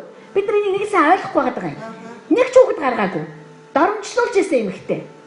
Арай гэж хүүхэдтэй болоо дахиж хүүхэд гаргах хэсэг нь тодорхойгүй. Харин тэр хүүхэд төрүүлэнгүүтэл тэр ерөөсө тэр бурхантай тэр ингэж одоо зууралдаж байх тэр үедээ үсийн бариад авсан байхгүй. Би ч гэсэн тэр хүслээсээ тэр хүсэл бол бийсэн бол сайн явах байсан баг. Гэтэ муу хүсэл байгаагүй байхгүй юу? Тэгтээ түүний хүсэл бас биш л байсан. Түүний төлөвлөгөө бол биш байсан байхгүй юу? Түүний төлөвлөгөө бол хотын сүмэл байсан баг. Амен. Тэгээд тийм учраас тэр намайг яах вэ? Ариун сүнс миний дотор ажиллаж байгаа юм чинь миний хүслийг давмгаа хүслээрээ эзэлж авах хэрэгтэй байхгүй юу? Энийг ариун сүнсийн хин ч ихгүй өөр. Уучлаарай. За, ариун сүнс миний дотор ажиллахыг би зөвшөөрдөггүй бай. Тэгвэл би яах вэ? Тэр Библиэс өөрийнхөө хүсэж байгаа Библийн сургуулийг байгуулна гэж зүтгэж. Тэрнийхээ төлөө амьдран, тэрүүгээр амьсгалан, тэрэндээ хөтлөгдөж би хүмүүстэй танилцсан, тэрэндээ хөтлөгдөж би мөнгө цаас цуглуулна. Яг тэрэндээ бүх юма тохируулна ойлгож байна. Миний амьдрал тохирох ёстой. Би бүр хүүхэд гаргалаа юу? Арахгүй ш. Миний ажил садаа болчихсон. Тэгэхээр штэ ариун сүнс биднийг өдөртөхгүй бол бид нар өөрийнхөө зохиосон хүсэл дотор л амьдрах. Тэрийгэ хөгжүүлээ. Бүх юм тэр хүсэл тохируулна. Одоо байгаа амьдралаач тэр нь тохируулна. Өнгөрсөн амьдралаач тэр нь тохируулна. Ямар аюултай гэж яг үнэндээ бол амар аюултай ш. Тийм учраас ариун сүнс миний дотор амьдрах хэвээр. Амьдарч байгаа цагт л энэ ямар ч төвгүй нэрэн шүү. Ямар ч төв байхгүй. Би лавдаг тэр хүслээсээ татгалзаад уйлж майлаад өгч чадсан надад ерөөсөө байхгүй. Зүгээр нэг том юм байгаа юм байна гэж бодонгоо шууд тэр хүсэл бол зүгээр шууд түлхэгдэж байгаа байхгүй. Яагаад түлхэгдэж байгаа? Би мундаг учраас уу? Би илүү ухаантай, ухамсартай, сүнсний ухамсар өндөр учраас уу? Үгүй. Энэ ариун сүнс бидний дотор ажилладаг учраас тэр үргэлж давуу байдлуудыг бидэнд мэдүүлээд идэг байхгүй юу? Хараахан би хотын сүмийг хараагүй байсан ч гэсэн хамаагүй. Хараагүй байсан ч хамаагүй. Тэр надад чамд зориулаад хадгалсан юм бол илүү давуу юм аа гэ. Тэр давмгай байдал миний нөгөө хүний гих махан биеийн юмнуудыг маань давмгайлаад байдаг учраас би ямар ч зовлонгүй орхиж чаддаг байхгүй. Амен. Амархан ариун сүнсийг дагуул амархан. Ариун сүнсийг дагахгүй амар төвхтэй. Яагаад гэвэл та махан биеийнхээ хүслийг биелүүлэх гэж байгаа учраас махан биеийн хүсэлд Тэнгэрийн төсөл орохгүй. Бүх төсөл тэр төслийн бүхэл ажиллагаанд та өөрийгөө бүрэн зориулах хэрэгтэй. Та өөрийгөө золиослох хэрэгтэй, та гэр бүлээ золиослох хэрэгтэй, та мөнгө санхүүгээ өөрөө олох хэрэгтэй, байр саваа өөрөө олох хэрэгтэй, хүмүүсээ та өөрөө олох хэрэгтэй. Бүх юмыг та өөрөө хийх ёстой. Тэгээ яах вэ? Тэгээд одоо Монгол хүүхнүүд чинь хүчрэхийг зүгээр авахын тулд улаард юм аа яваал явал авах хэрэгтэй. Харин бидний энэ улаарл нь түүний өмнө зүгээр намайг ав гэдэг улаарлаар солигдох хэрэгтэй. Гэтэ энийг би ёстойгоо хийхээр солигдохгүй. Энийг ариун сүнсийг хүссэн хэмжээгээр солигдно. Та зүгээр л намайг эзлээд өгөөч. Ямар хэцүү юм бэ? Та зүгээр л намайг эзэл. Зүгээр л намайг эзэл. Би зүгээр л танд өөрийгөө өгч. Бид нар ууланд бидний залбирал юм энгийн байхгүй. Намайг эзлээч тээ. Та эзэн би эзэмшил чинь баймаар байна. Энэ Есүс Христийн эзэгнэл дотор амьдрна гэдэг бол одоо бидний орох гэдэг амьдрал байхгүй. Түүний эзэгнэл дотор орно. Гой өгшгүй. Тэр эзэн би эзэмшлэн. Тэгээд тэр хараач тээ. Тэр эзэн юм чинь намайг яаж төлөвлөсөн тэр өөрөө л эзэмшин. Ямар амар вэ? Тэгэл эзэмшээч та намайг. Та ямар юм надад? Та яалгамаар байна надад. Би чамайг яах ч үгүй. Яг одоо зүгээр нэг 5 жил зүгээр татга ятга хийлгүй зүгээр гэртээ байж ямарах юм. Тэг юу гэх би гэртээ бай. Би гэрт чинь чамтай ажилламаар юм. Би гэрт чинь урлангаа хийцэн байна. Би гэрт чинь чамайг уурлая. Миний одоо урлангийн багж бол нөхөр чинь юм. Миний урлангийн багж бол одоо тэр 3 жоохон ялах хүүхэд юм. Миний урлангийн багж бол тэр 2 охин юм. Миний урлангийн багж бол чиний ах トゥ хамаатан сод юм. Чамаа бидний жаа сийлмээр байх юм. Чамаа бидний жаа цэвэрлэмээр байх юм. Бид нар ингэж боддоггүй ш. Оо би өстө нэр ингэж ах トゥ усээс холдсон байсан чи одоо би ах トゥ устэй бурхан намайг илүү цаг гаргах гэж байна. Одоо чи нэг гэртээ байгаад нэг нөхөртөө илүү цаг гаргаад одоо чи нөхөртөө нэг хоол хий гэж бурхан ер нь тийм ярих уу та бодооч. Одоо манай аав ээж одоо гэж ярих байхаа надтай. Охин минь ч одоо сүмсүнгээ арай гитэрж байгаа юм шүү. Чин орон гэртээ байгаад үр хүүхдтэй тийм бачаалалтад тоол хийж тураад эцээд бүр алингаа алдсан биш. Миний аав ээж тэгж хэлэх байх хэлчих байсан надад. Тэр бурхан бол өөрөө ярих байхгүй. Тэр эзэн бол эзэмштэй өөрөө тордно, өөрөө зулгаан, өөрөө цэвэршүүлнэ, өөрөө янзлна.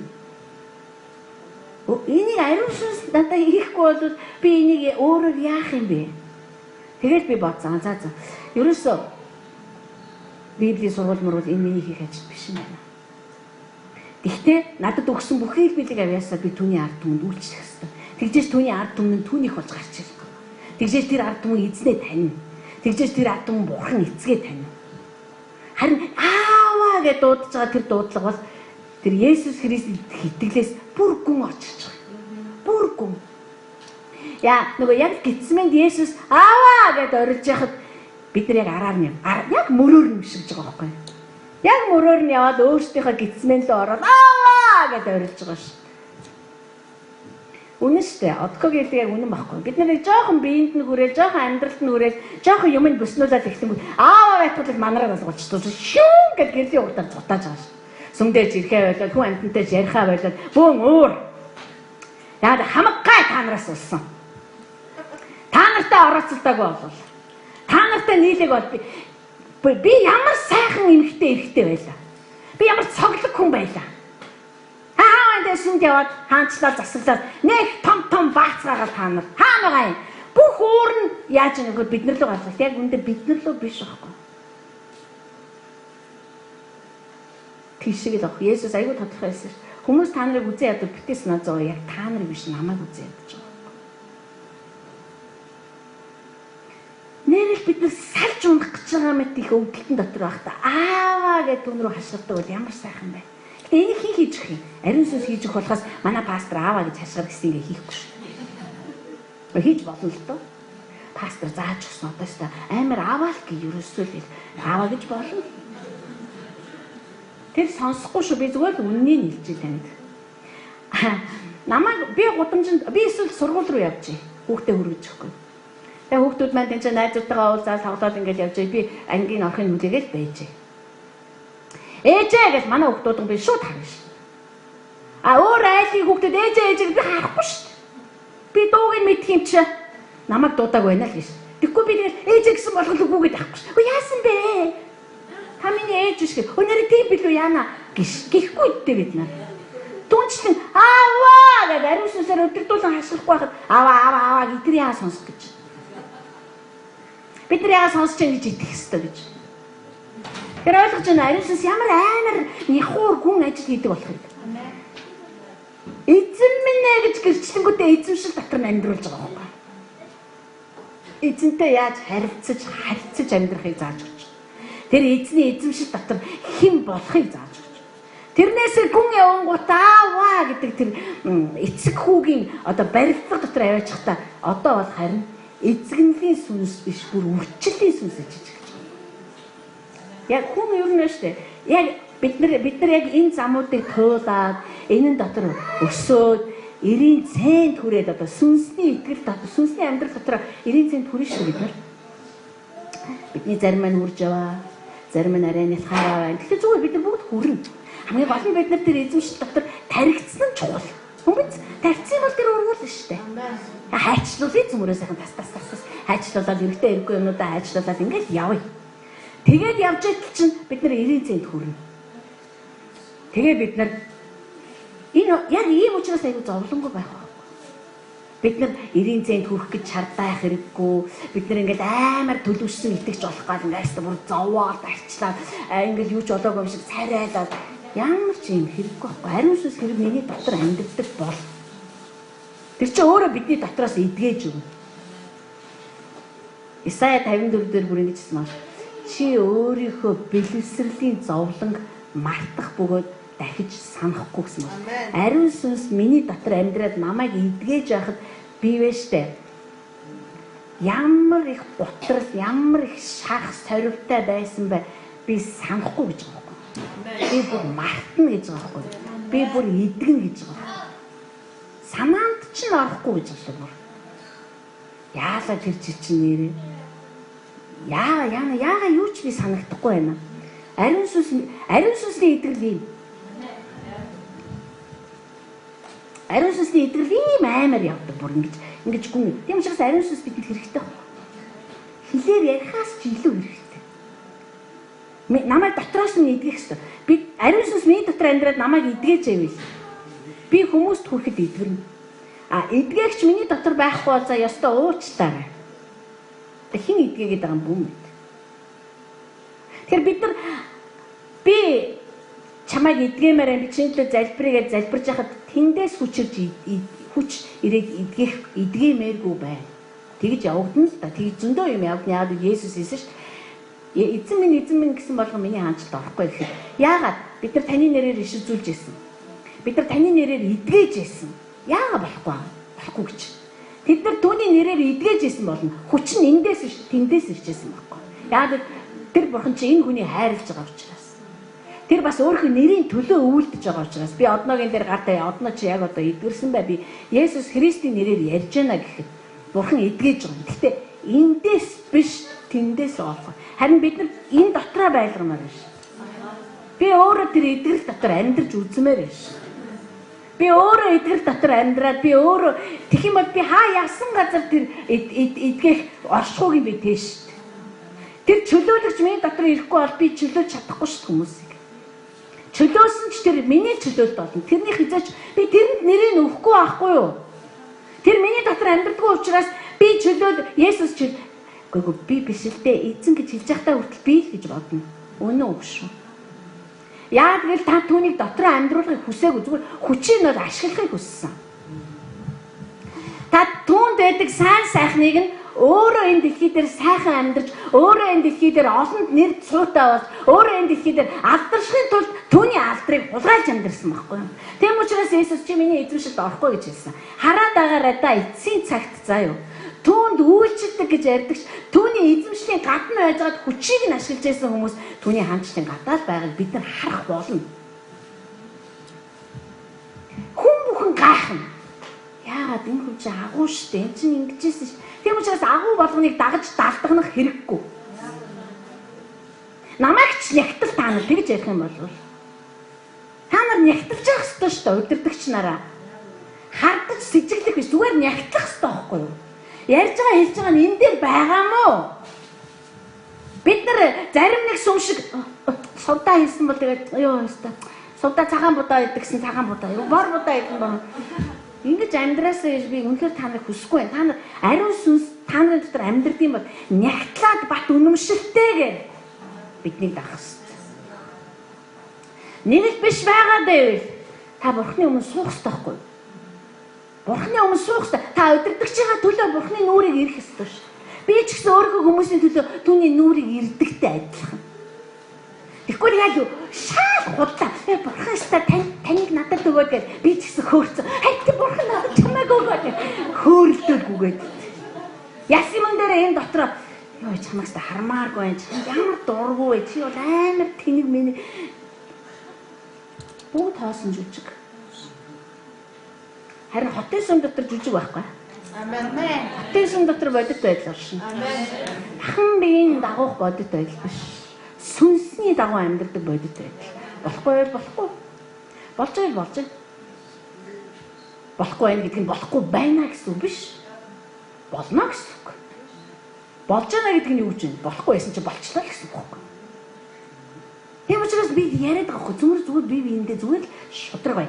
Даалт аженда битээ хадгалж. Ярьж байхдаа дотор за энэ нөхөр болохоо явчих би тийшээ тэгчэндээ гэсэн далд санаа. И заримдаа хэлцмээр идэм л да. Чи яг л далд санаа байгаад байгаа шиг санагдаад идэв шээ. Гэтэ яг би ганцаараа хэл амтан биш шүү дээ. Би ганцаараа ингэ шүүгээл чиний бөөрний цаанд ийм санаа, чиний хотоодны цаанд ийм санаа гэж илчдэг миний ажил биш шүү. Заримдаа айгуу дэстэй шүү дээ. Шуухай шиг амаа хамхаа заацдаг. Бурхан минь та өөрөө нүдгээ очроо олсугаа. Би болий.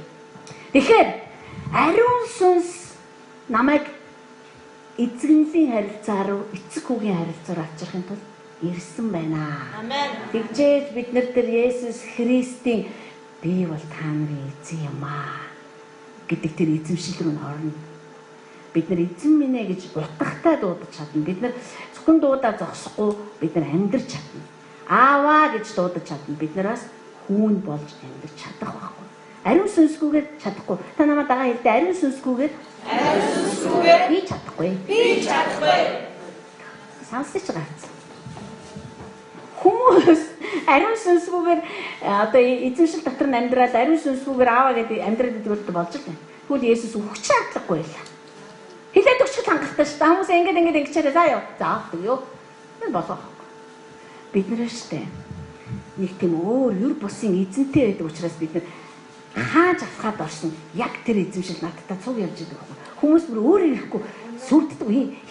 Хинч мэддэхгүй нэг тийм жижиг биетэй ингэдэг нэг тийм айгу имэмэртэй нэг тийм ингээл хажууд нь хамаагүй байж болохгүй юм шиг нэг тийм эвгүй оргоод идэм а тэг. Тэд нар өөрсдөө гайхна. Яа дээр та бүхэл бүтэн хаант улсыг эзэмшлийг нь хэлтэрхийг аваад очиж байгаа юм чи.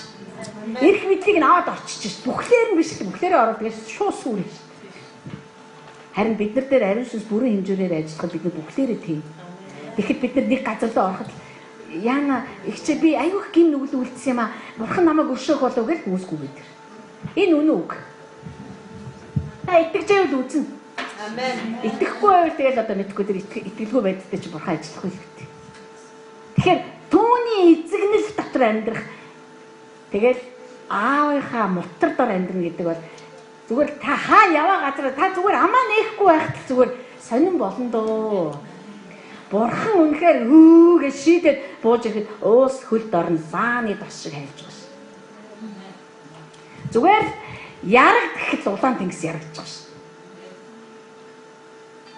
Тэгэхээр энэ бол ариун сүнсний өөрийнх нь тийм учраас Паул хэлсэн ш бидний бодож санах хэмжээнээс хамаагүй гэдэг чинь хамааралгүй харьцуулашгүйгээр ажилдаг түүний хүчний дагуу бодож түүний хүчний дагуу сэтгэж түүний хүчний дагуу гуйж байя. Амен. Дахиад зэмрээ 1-р Коринт 2 дээр авч. Одоо үүнээс ургаад бид нар түрүүчийн 7 хоногт 1-р Коринтын 1-8 руу ярьсан ба одоо 9-оос хойш юм. 9-оос хойш. Гэвч нүдэнд үзэгдээгүй чихэн сонсогдоогүй хүний санаанд ороогүй юмсыг бурхан өөрийг нь хайрладаг хүмүүст бэлджээ гэж бичигдсэн ёсоор болжээ. За үүний өмнө юу яригдсан мэхээр мэрэгэн ухааныг энэ үеийнхэн таних. Мэрэгэн ухааныг ариун сүнсээр биш хинч танихгүй. Тэднэрт мунхаглал. Харин ариун сүнсээр удирдуулдаг хүн бүр бурханы мэрэгэн ухааныг танина. Тэр байтугай нүд үзээгүй, чих сонсоогүй хүний зүрхэнд ороогүй юмсыг бурхан бэлдсэн байгаа шүү гэж. Сүмрээ энэ дээр жоохон харъя л да. Бурхан ямар ажлуудыг хийх болоо гэж бид боддог. Бити бод. Гэхдээ яг бодоход гоё л да бич боддог. Гэхдээ бодонгоо та энийг үргэлж сана. Тэр надад зориулаад намайг дагаа хэлчихээ ерөөс зүмрээ. Надад зориулаад нүд үзээгүй, чих сонсоогүй, хүний зүрхэнд ороогүй, тийм зүйлсийг миний эцэг бэлдсэн. Гэдэг чинь та бодоод олохгүй. Санаа чи бууж ирэхгүй. Та хизээч бурхан дээр бэлдсэн юм гаргаж ирэхэд та тийм л ээ. Би угаасаа ийм юм болно ч гэж мэдээдсэн гэж та хийхгүй. Яг л зүрхэнд ч орж ирэхгүй. Бодолт ч орж ирэхгүй. Энийг угаасаа хүн төрлөختний нүд нь үзээгүй. Хүн төрлөختний чихэн сонсоогүй. Тийм зүйлс аахгүй. Тэгэл бодчих. Ямар гоё ийм болох юм байна да. За энд цаашаа авах уу? Ер нь бол нүд үзээгүй чиг сонсоогүй хүний зүрхэнд ороогүй юмс болно шүү дээ. Тийм учраас ариун сүнс бидэнд бүр их хэрэгтэй. Хүний нүд үзээгүй чиг сонсоогүй хүний зүрхэнд ороогүй юмс гэж юм юу гэж байдгийм бэ гэдгийг бид нар ойлгож авах хэрэгтэй. Тэгэхгүй би хараагүй үзээгүй сонсоогүй зүрхэнд ороогүй юм харуул танихгүй шүү. Бурхан өөрийг нь хайрладаг хүмүүс бэлтжээ. За. Бүх хүмүүст бэлтжээ гэж тэр хэлээгүй. Бүх сүмд явдаг хүмүүст бэлтжээ гэж хэлээгүй. Бүх Христэд итгэгчдэд бэлтжээ гээгүй. Нэг одоо шалгуур байгаа. Намайг хайрладаг хүмүүс. За, одоо энэ дээр ярив. Бид нар бүгдээрээ та бурханд хайртай гэвэл хайртай гэх байна. Хайртай. Амар хайртай. Амар нь яг ямар айж ухмээр хайртай юм уу? Эсвэл одоо бүр ямар хайртай гэдэггүй. Бидний хайрыг нь зүгээр бас л хэлдэг л дээ. Гэтэ би үннээсээ хайртай гэж хэлдэг хүн байгаа гэдэгт эргэлзэхгүй байна. Би ч гэсэн түнд хайртай гэж хэлэхдээ би үннээсээ хэлдэг. Гэтэ энэ хайртай гэдэг үг хараа бид нар ч нөгөө нэг ингээ хайртайгаа бодохдоо өөрийнхөө хайраас бүх юмыг төсөөлөд идэг байхгүй. Би хайрлаад байна л гэж бодоод идэг. Харин ясам дээр хайр байдаг тэнд нь. Одоо жишээлбэл ингээл одоо багийн дээр амьдарч юм та амьдарч байгаа л та. Тэгснэ. Багий те эсвэл би ч юм. Багийс би ч амар хайртай. Миний хайр хоол ичгдэх үү. Яа тэгэл би хайртай учраас. Тэгэл нөгөөдг нь өнгөрөөд босоод хоолоо игээд. Хайртай шүү хараа айгалчих шүү. Аюулгаад. Хайраа би чамд амар хайртай. Энэ хуцыг яах вэ? Би амар хайртай юм чи угаачихдах уу? Бид нар тэгээ хэрүүл болно ш мэдээж нөхөртэй чи одоо худлаа хайртай л гэдэг. Чи өөрөө зарим нэг юм хийлдэ. Гүү тэгэхээр би чамд хайртай байхгүй доо. Тэгэхээр араа бид нар ингээд амьдраад байл бачаал надтай удаа амьдрахгүй.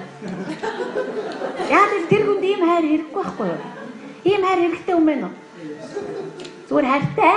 Амар бүр ухаалтаж өнөд туснаар хайртай. Нэг ч хайрын үйлдэлээд үгүй хайртай. Тэгээ хэрэглэхээр чи надаар өөрөөр яаж хайрлуулах гэдэг юм бэ?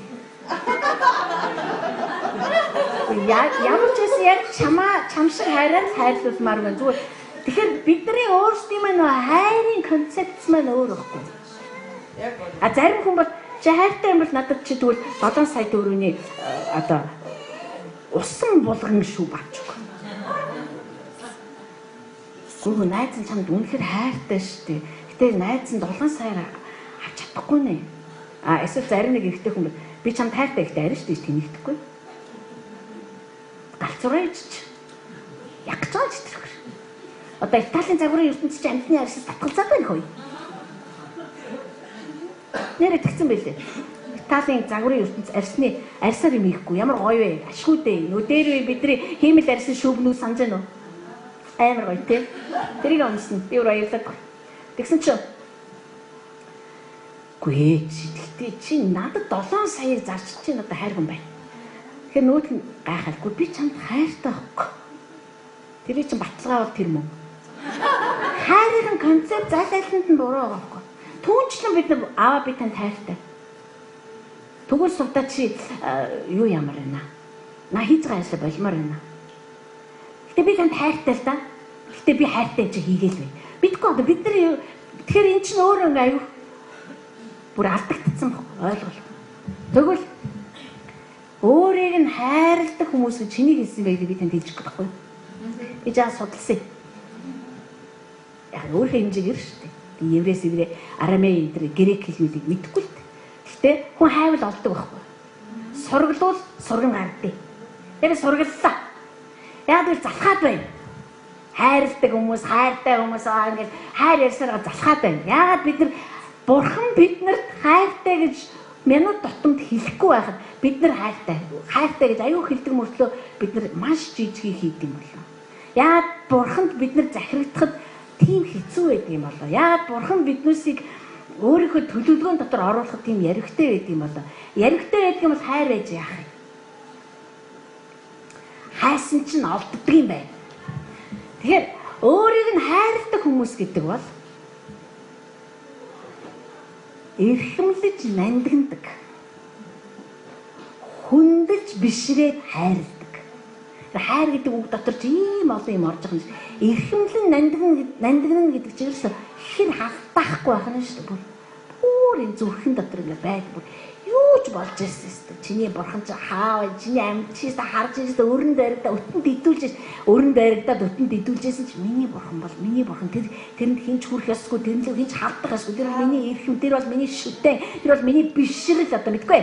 Одоо тийм үү? Ертөнц оронгороо иргэжсэн чи танд хүрч болохгүй нэг юм байгаад байгаа байхгүй.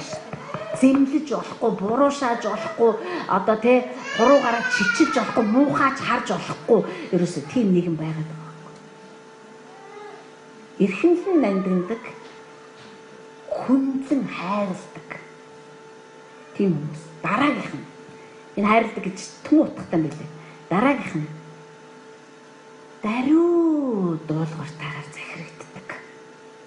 Бас орж ирж байгаа юм. Бурхан тийм хүмүүсийг хараад энэ яг надад хайртай байна гэж боддог байх нь штэ. Хүлээж авдаг байх нь. Бас хайртай гэж хэлсэн учраас биш. Сүмд чинь яаж өгж байгаа учраас ч биш. Би энэ яшигтай удирдах чинь тэгээ яагаад таныг бодоод дагаж байна гэдэгтэй ч биш. Харин бүр даруй захирагддаг. Тэг даруй захирагддаг. Бүр өөрийгөө тайлж өгдөг. Тэг ёо тэгээ. Чи энийг дагах уу? Дагнуу дагна. Та дагж бол би дагалгүй яах юм бэ? Би өнгөрсөн өдрүүдэд бодож байлаа. Миний амьдрал тохиолж исэн бүхэл хүмүүс. Гэхдээ тэр амьдрал тохиолж исэн хүмүүсээс ерөөсө намайг бий болгоход оролцоогүй хүн нэг ч алга. Бүгд зарим хүмслэг зулгаагчийн үүрэг гүйцэтгэсэн байна. Намайгаа жахан зулгаасан байна.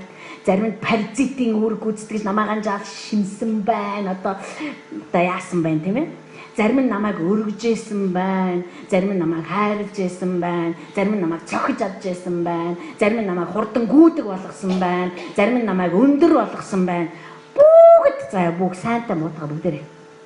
Сайн, муу, бурханлаг, ёрын, адгийн одоо бүгд. Тэр өдрөө диавол хүртэл надаар оролдвол яахын цомдон бэ гэхээр би түүнийг авахын цомдон гэсэн байхгүй. Яа гэвэл сүйтгэхийн тулд би сүйтгэгчийг бүтээсэн гэж эцэг маань хэлсэн шүү дээ. Надаар оролдоно гэдэг чинь эцгийн маань нүд рүү хатгаж байгаатай яг адилхан. Тэгэхээр би тэгж бодсон байхгүй. Тэгэхээр даруй захирагдаад дуулууртаа дагдаг гэдэг чинь энэ дотор бас орж ирж байна.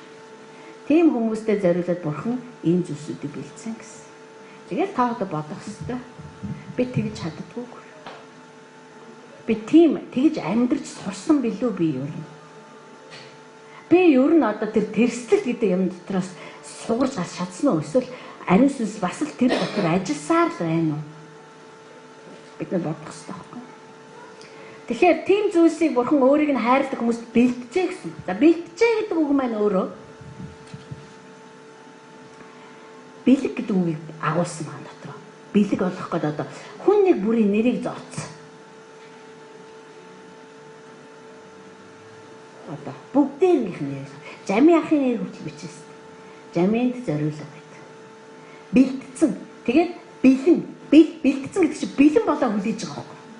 Бэлэн болчоод бурхан бүр хадгалцсан. Тэгээд гаргаж ирэхэд л ерөөсөл бэлэн. Хизээ бид нар түүнийг хайрладаг болох юм бэ? Хах гэж гараад. Бэлэн. Ерөөсөл бэлэн. Дотоо юм гэж байгаа. Тэр бэлэг чинь цогц. Ганцхан юм биш ерөөсөө. Тэгэхээр энэ бол байшин биш байхын тийм үү? Байшин бол хүний хүний нүдэнд үзэгдэж чихэн сонсогдоогүй зөвхөн дороогүй биш үстэй. Машин биш байхын тийм. Эд хөрөнгөлөд биш байх. Өөр юм байх.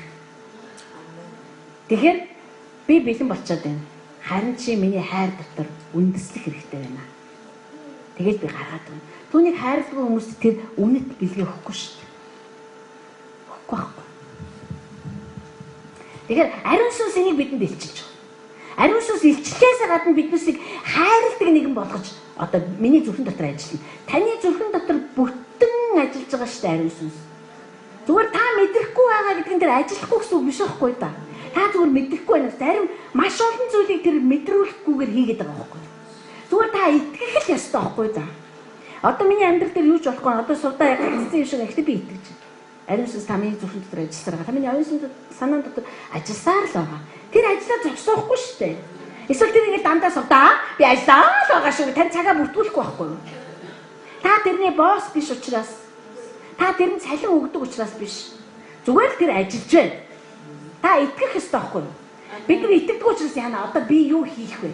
Одоо энэ яригдж байгаа үгээр би яах вэ? Та яах юм? Яаж чадахгүй л байхгүй юу эзэн бүлэгт? Гэхдээ итгээд хүлээж авахд хүртэл хэцүү л байгаа юм зү. Ариун сүнс байдгүй бол бид нар яаж чадахгүй сайхан үг байна, хүчтэй үг байна, янзтай байна, гоё байна гэж өнгөрөх ба. Би ч гэсэн тэр сайшаалын төлөө энд ажиллаагүй байхгүй. Яг хүмүүстэй муурж унаад тас ямар мундаг юм бэ? Тэр мөр чайл өнгөрсөн ш тэр өвчжээл тийчин галд өнгөрсөн байхгүй. Харин одоо зүгээр намайг ярьж хахад ариун сүнс өөрөө яриасаа, өөрөө амьсгалаасаа, өөрөө амийн амьсгалаа хүмүүс рүү үлээгээсэй. Өөрөө тэр хүмүүстэй мессежүүдээ ээжиж өгөөсэй. Би арайч ч чадахгүй юм чинь дээ. Миний хүч хязгаарлагдмаа шүү дээ. Цаашаа. Гэвч бурхан үүнийг сүнсээр бидэнд илчилсэн юм аа. Учир нь сүнс бүх зүйлийг тэр байтугай бурханы гүн юмсыг ч гэсэн нэвтэлдэг аж гоо. Англи библийг унших юм бол бурханы гүн гэж байна те. Гэхдээ тэр гүн нь хязгааргүй, ёроолгүй гэж байгаа юм. Тэгэхээр ариун сүнс тэр ёроолгүй хүртэл нэгт шувт ордог гэж байгаа юм. Ариун сүнс. Учир нь хүний дотор буй сүнснээс нь өөр хүний бодол санаа хэн мэдэх вэ? За. Та тэр сүнстэй тийм үү? Энэ сүнс штэ. Миний юу бодож байгааг, миний толгойд ямар бодол ороод гарсныг, ямар бодол байнга эргэлддгийг, миний зүрхэнд юу байдгийг, миний бусдаас үхэгт нуугаад байгаа тэр нэг юм юу болохыг миний сүнс өөрөө мэддэг. Ганцхан сүнс л тэрийг мэдэх боломжтой. Оюун санаа сүнсээ мэдэх боломжгүй штэ. Хөгжөөгөө тохиолдол шүү. Шинжлэгдээгүй тохиолдол. Оюун санаа сүнсний юмсыг ойлгох чадахгүй байхгүй. Яг сүнснээс сүнс рүү ирж байгаа юмыг сүнс ихлээд ойлгоно. Дараа нь оюун санаа руу хөрвүүлэгдэн штэ. Хэрвээ ариун сүнс амжилттай ажиллаж байгаа тохиолдолд бид нар түүнд өөрийгөө өгсөн тохиолдол. Тэгэхээр хүний бодол санаа, таны бодол санаа, энэ тэнэмэл бодлууд, тогтмол бодлууд, зүрхний хандлагууд, зүрхэн дотор чи юу нутгаж байдгийг энэ бүгдийг чинь таны сүнс бол хинээр ч хэлэхгүй маш сайн мэдж байгаа. Түүнчлэн цаашгаа харъя. Бурхныхыг Бурхны сүнснээс өөр хэн ч мэдэхгүй. За, Бурхны юу гин? Бурхны юу боддог? Ямар бодлууд түүнд байдаг? Бурхны зүрхэнд юу байдаг? Энийг зөвхөн ариун сүнс л надад хэлчихнэ. Өөр хэн ч хэлчихгүй. Өөр чадахгүй. Хараад Давид штэ. Яагаад түүнийг миний зүрхийг мөшгдөг хүн гэж хэлсэн бэ гэхээр Давид түүний бодлуудыг хийгээд түүний зүрхний гүнд байгаа юмсуудыг ариун сүнсээр пиг дүүрэн амьддаг хүн байсан байгаа байхгүй да. Хуучин ирээнийх штэ. Тийм л учраас бурхан Давидын алдаа гин зөрчлийг хүртэл тэр угаагаад арчил цэвэрлэл шууд цааш нь авч ив. Тийм зохистой байгаад байгаа байхгүй Давид бүр гин нүгэлт зохистой биш. Өөрт нь зохистой байгаа. Тийм учраас түүнийг угаагаад хаан хിവэр нь байлгаад цааш нь авч явсан. Хаанч та. Тэгээд түүнд хэлжээс чи бол миний зүрхийг үнэхээр мөшгдөг юм.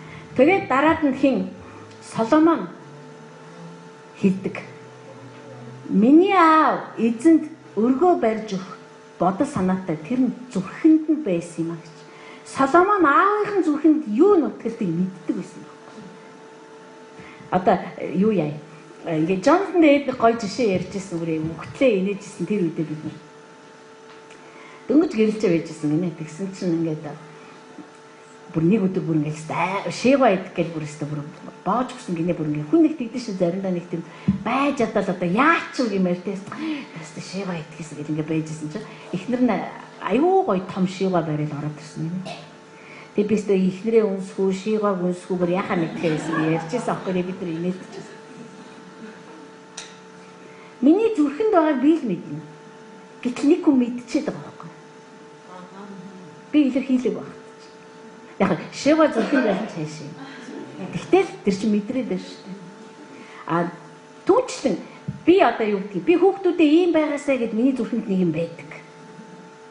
Таны зүрхэнд ч нэг юм байгаа. Үр хүүхдийнхээ төлөө гэсэн нэг бодол таны зүрхэнд байгаа шүү дээ. Зүрхэнд ч байгаасаа нэг энэ дотор биш. Энэ дотор байна л та. Гэхдээ хамгийн эхлээд энэ дотор байх хэрэгтэй байхгүй.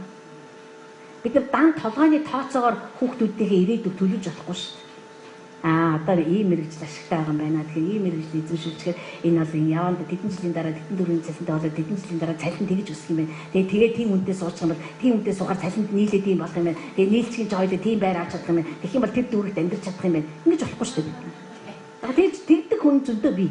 Тэгээд зайлшгүй хөөх юм. Харин бид нар зүрхэнд нэг юм байх хэрэгтэй шүү дээ. Хөр хүүхдийнхаа төлөө. Харин хүүхэд маань тэрийг барьж аваад тэрэн дотор алхаж эхлэхэд одоо яах вэ? Миний зүрхэн дотор байгааг тэр хүүхэд мөшгөж эхэлж байгаа. Түүнчлэн бурхан түүний зүрхэнд байдаг юмыг бид нар танихгүйгээр тэрийг мөшгөж гэн гэж өөрийгөө ч хураад яах вэ? Өрөөлөж хураад яах вэ? Сүм чуулганыг бүр хуурах хэрэггүй. Тэгэхээр тэр юу боддгийм? Түүний одоо зүрхэнд юу байдаг юм бэ? Та түүний зүрхэнд юу байдаг? Тэр юу боддгийг мэдээгээр зүгээр дуулыг л унш. Давид бол мэдсэн байхгүй да. Давид өөрийнхөө амьдралаар ариун сүнсээр дамжуулаад тэр эцэг нь хий юм бэ? Тэр өөрөөс нь юу хүсдэг байдгийг мэдсэн байхгүй. Тийм учраас тэрүүгээр нь амьдрдаг байсан. Хараа бурхан хуучин гэрээний үе байсан учраас бурхан яалтчгүй сүм дотор амьдрах хэрэгтэй байсан. Тийм учраас тэр Мосед хэлж байгаад майхан сүмийг барьсан биз дээ. Гэхдээ яг зүрхэн дотор майхан сүм ямар байх ёстой вэ? Тэр майхан сүмийг хараагүй л дээ. Тэр биднийг харсан байхгүй юу? Шин гэрээний сүмийг хараад тэр чинь газар дээр буулгаж гаргаж ирсэн байхын тулд тэр чинь заавал нэг тийм объект байх хэрэгтэй байсан байхгүй юу? Тийм учраас тэр объектийнхаа санааг ирээдүйд ирж яваа шин гэрээний сүмийг хуучин гэрээнд яаж одоогийн цаг дээр бодит хэлбэрээр нь объект хэлбэрээр нь буулгаж ирэх вэ гэдгийг бурхан өөрийнхөө зүрхэнд байгаа ямиг Мосед хэлсэн учраас Мосе яг тэрнийхэн дагуу мэдэрч байсан байхгүй юу? Зүгээр л мэдрэхгүй биш. Мэдрэх ёстой шүү. Бид нар сүм бол одоо нийгэм бол бидний шашны байгууллага гэж нэрдэг. Бид нар шашны байгууллага гэдэг одоо статус дээр бид нар зөвшөөрөл авдаг. Энэ статус дээр бид нар ийм үйл ажиллагаа явуулдаг гэж хэлдэг. Гэтэ яг өмнө нь бид нар түүний өмнө байгууллага биш байхгүй юу? Түүний өмнө бид нар түүний гэр, түүний өргөө, бид нар түүний амьдрах, орших газар нь байхгүй юу? Бид нар энэ мон хооросын 6 давхрын энэ өрөөч биш. Бид нар бүгдээрээ хаашаа явна? Тэнд бурхан амьдардаг. Бид нар нийлээд түүний өргөөг ирнэ байхгүй. Бидний зарим нь түүний өргөө гэрийн үүд хаалга нь болж идэг. Бидний зарим нь тэр өргөө гэрийнх нь багна нь болж идэг. Бидний зарим тэр өргөө гэрийнх нь одоо цонхон нь болж идэг. Бид нар байшин байхгүй юу? Тийм учраас биднэрсийг амьд барилга болж сүндэрлж байгаа амьд чулуунуудаа гэж хэлсэн байна. Бид нар амьд чулуунууд байхгүй юу та? Түүгээр засагдж байдаг, хэлбэрт орж засагдж байдаг чулуунууд байхгүй. Тийм учраас бурхан хуучин гэрээнд майхан сүмийн дараа би орших газар хэрэгтэй байна гэдгийг тэр бодоод байсан. Орших газар хэрэгтэй. Ганцхан тэр бодлыг нь тэрвэрэд авчих хүн Давидыг ирэхээс өмнө гарч ирэхгүйсэн байхгүй.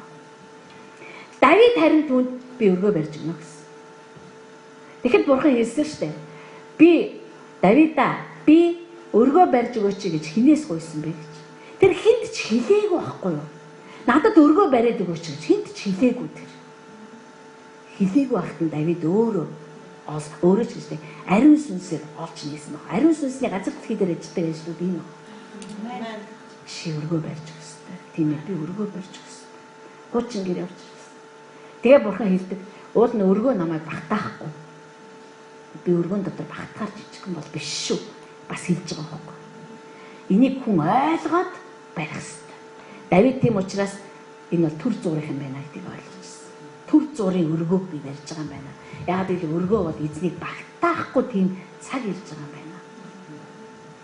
Давид штэ. 40 мянганы өмнө амьдарч байсан. Исая ямар зэрэмдэг болоо вэ та? Танд цог жавхлан гэж алга байна штэ. Таныг бүгд харааж байна. Бүгд таныг доромжилж байна. Тэгтэл та бидний сул дорой байдлыг өөртөө аваад таны шарахаар биднээс эдгэрсэн байна. Загалмайд хадаад өгч байгаа Христийг 1500 жилийн өмнө амьдарч ирсэн Исая харсан бол та ямар нэг юм бодооч.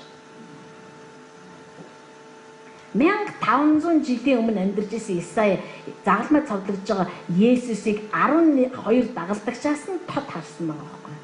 Тэд нар хадагдаад ичгүүр болж байгаа эзнийг хараад зугтааж исэн бол Исая тэрийг хараад яг энд Тэнгэрлэг солилцоо хийгдээд яг энд би түүний тасдагдсан биесээр нь бүрэн итгэрж байгаа юм байна гэдэг Исая харсан маш. Ариун сүнс ийм л чадaltaй л байхгүй юу та тань нэ.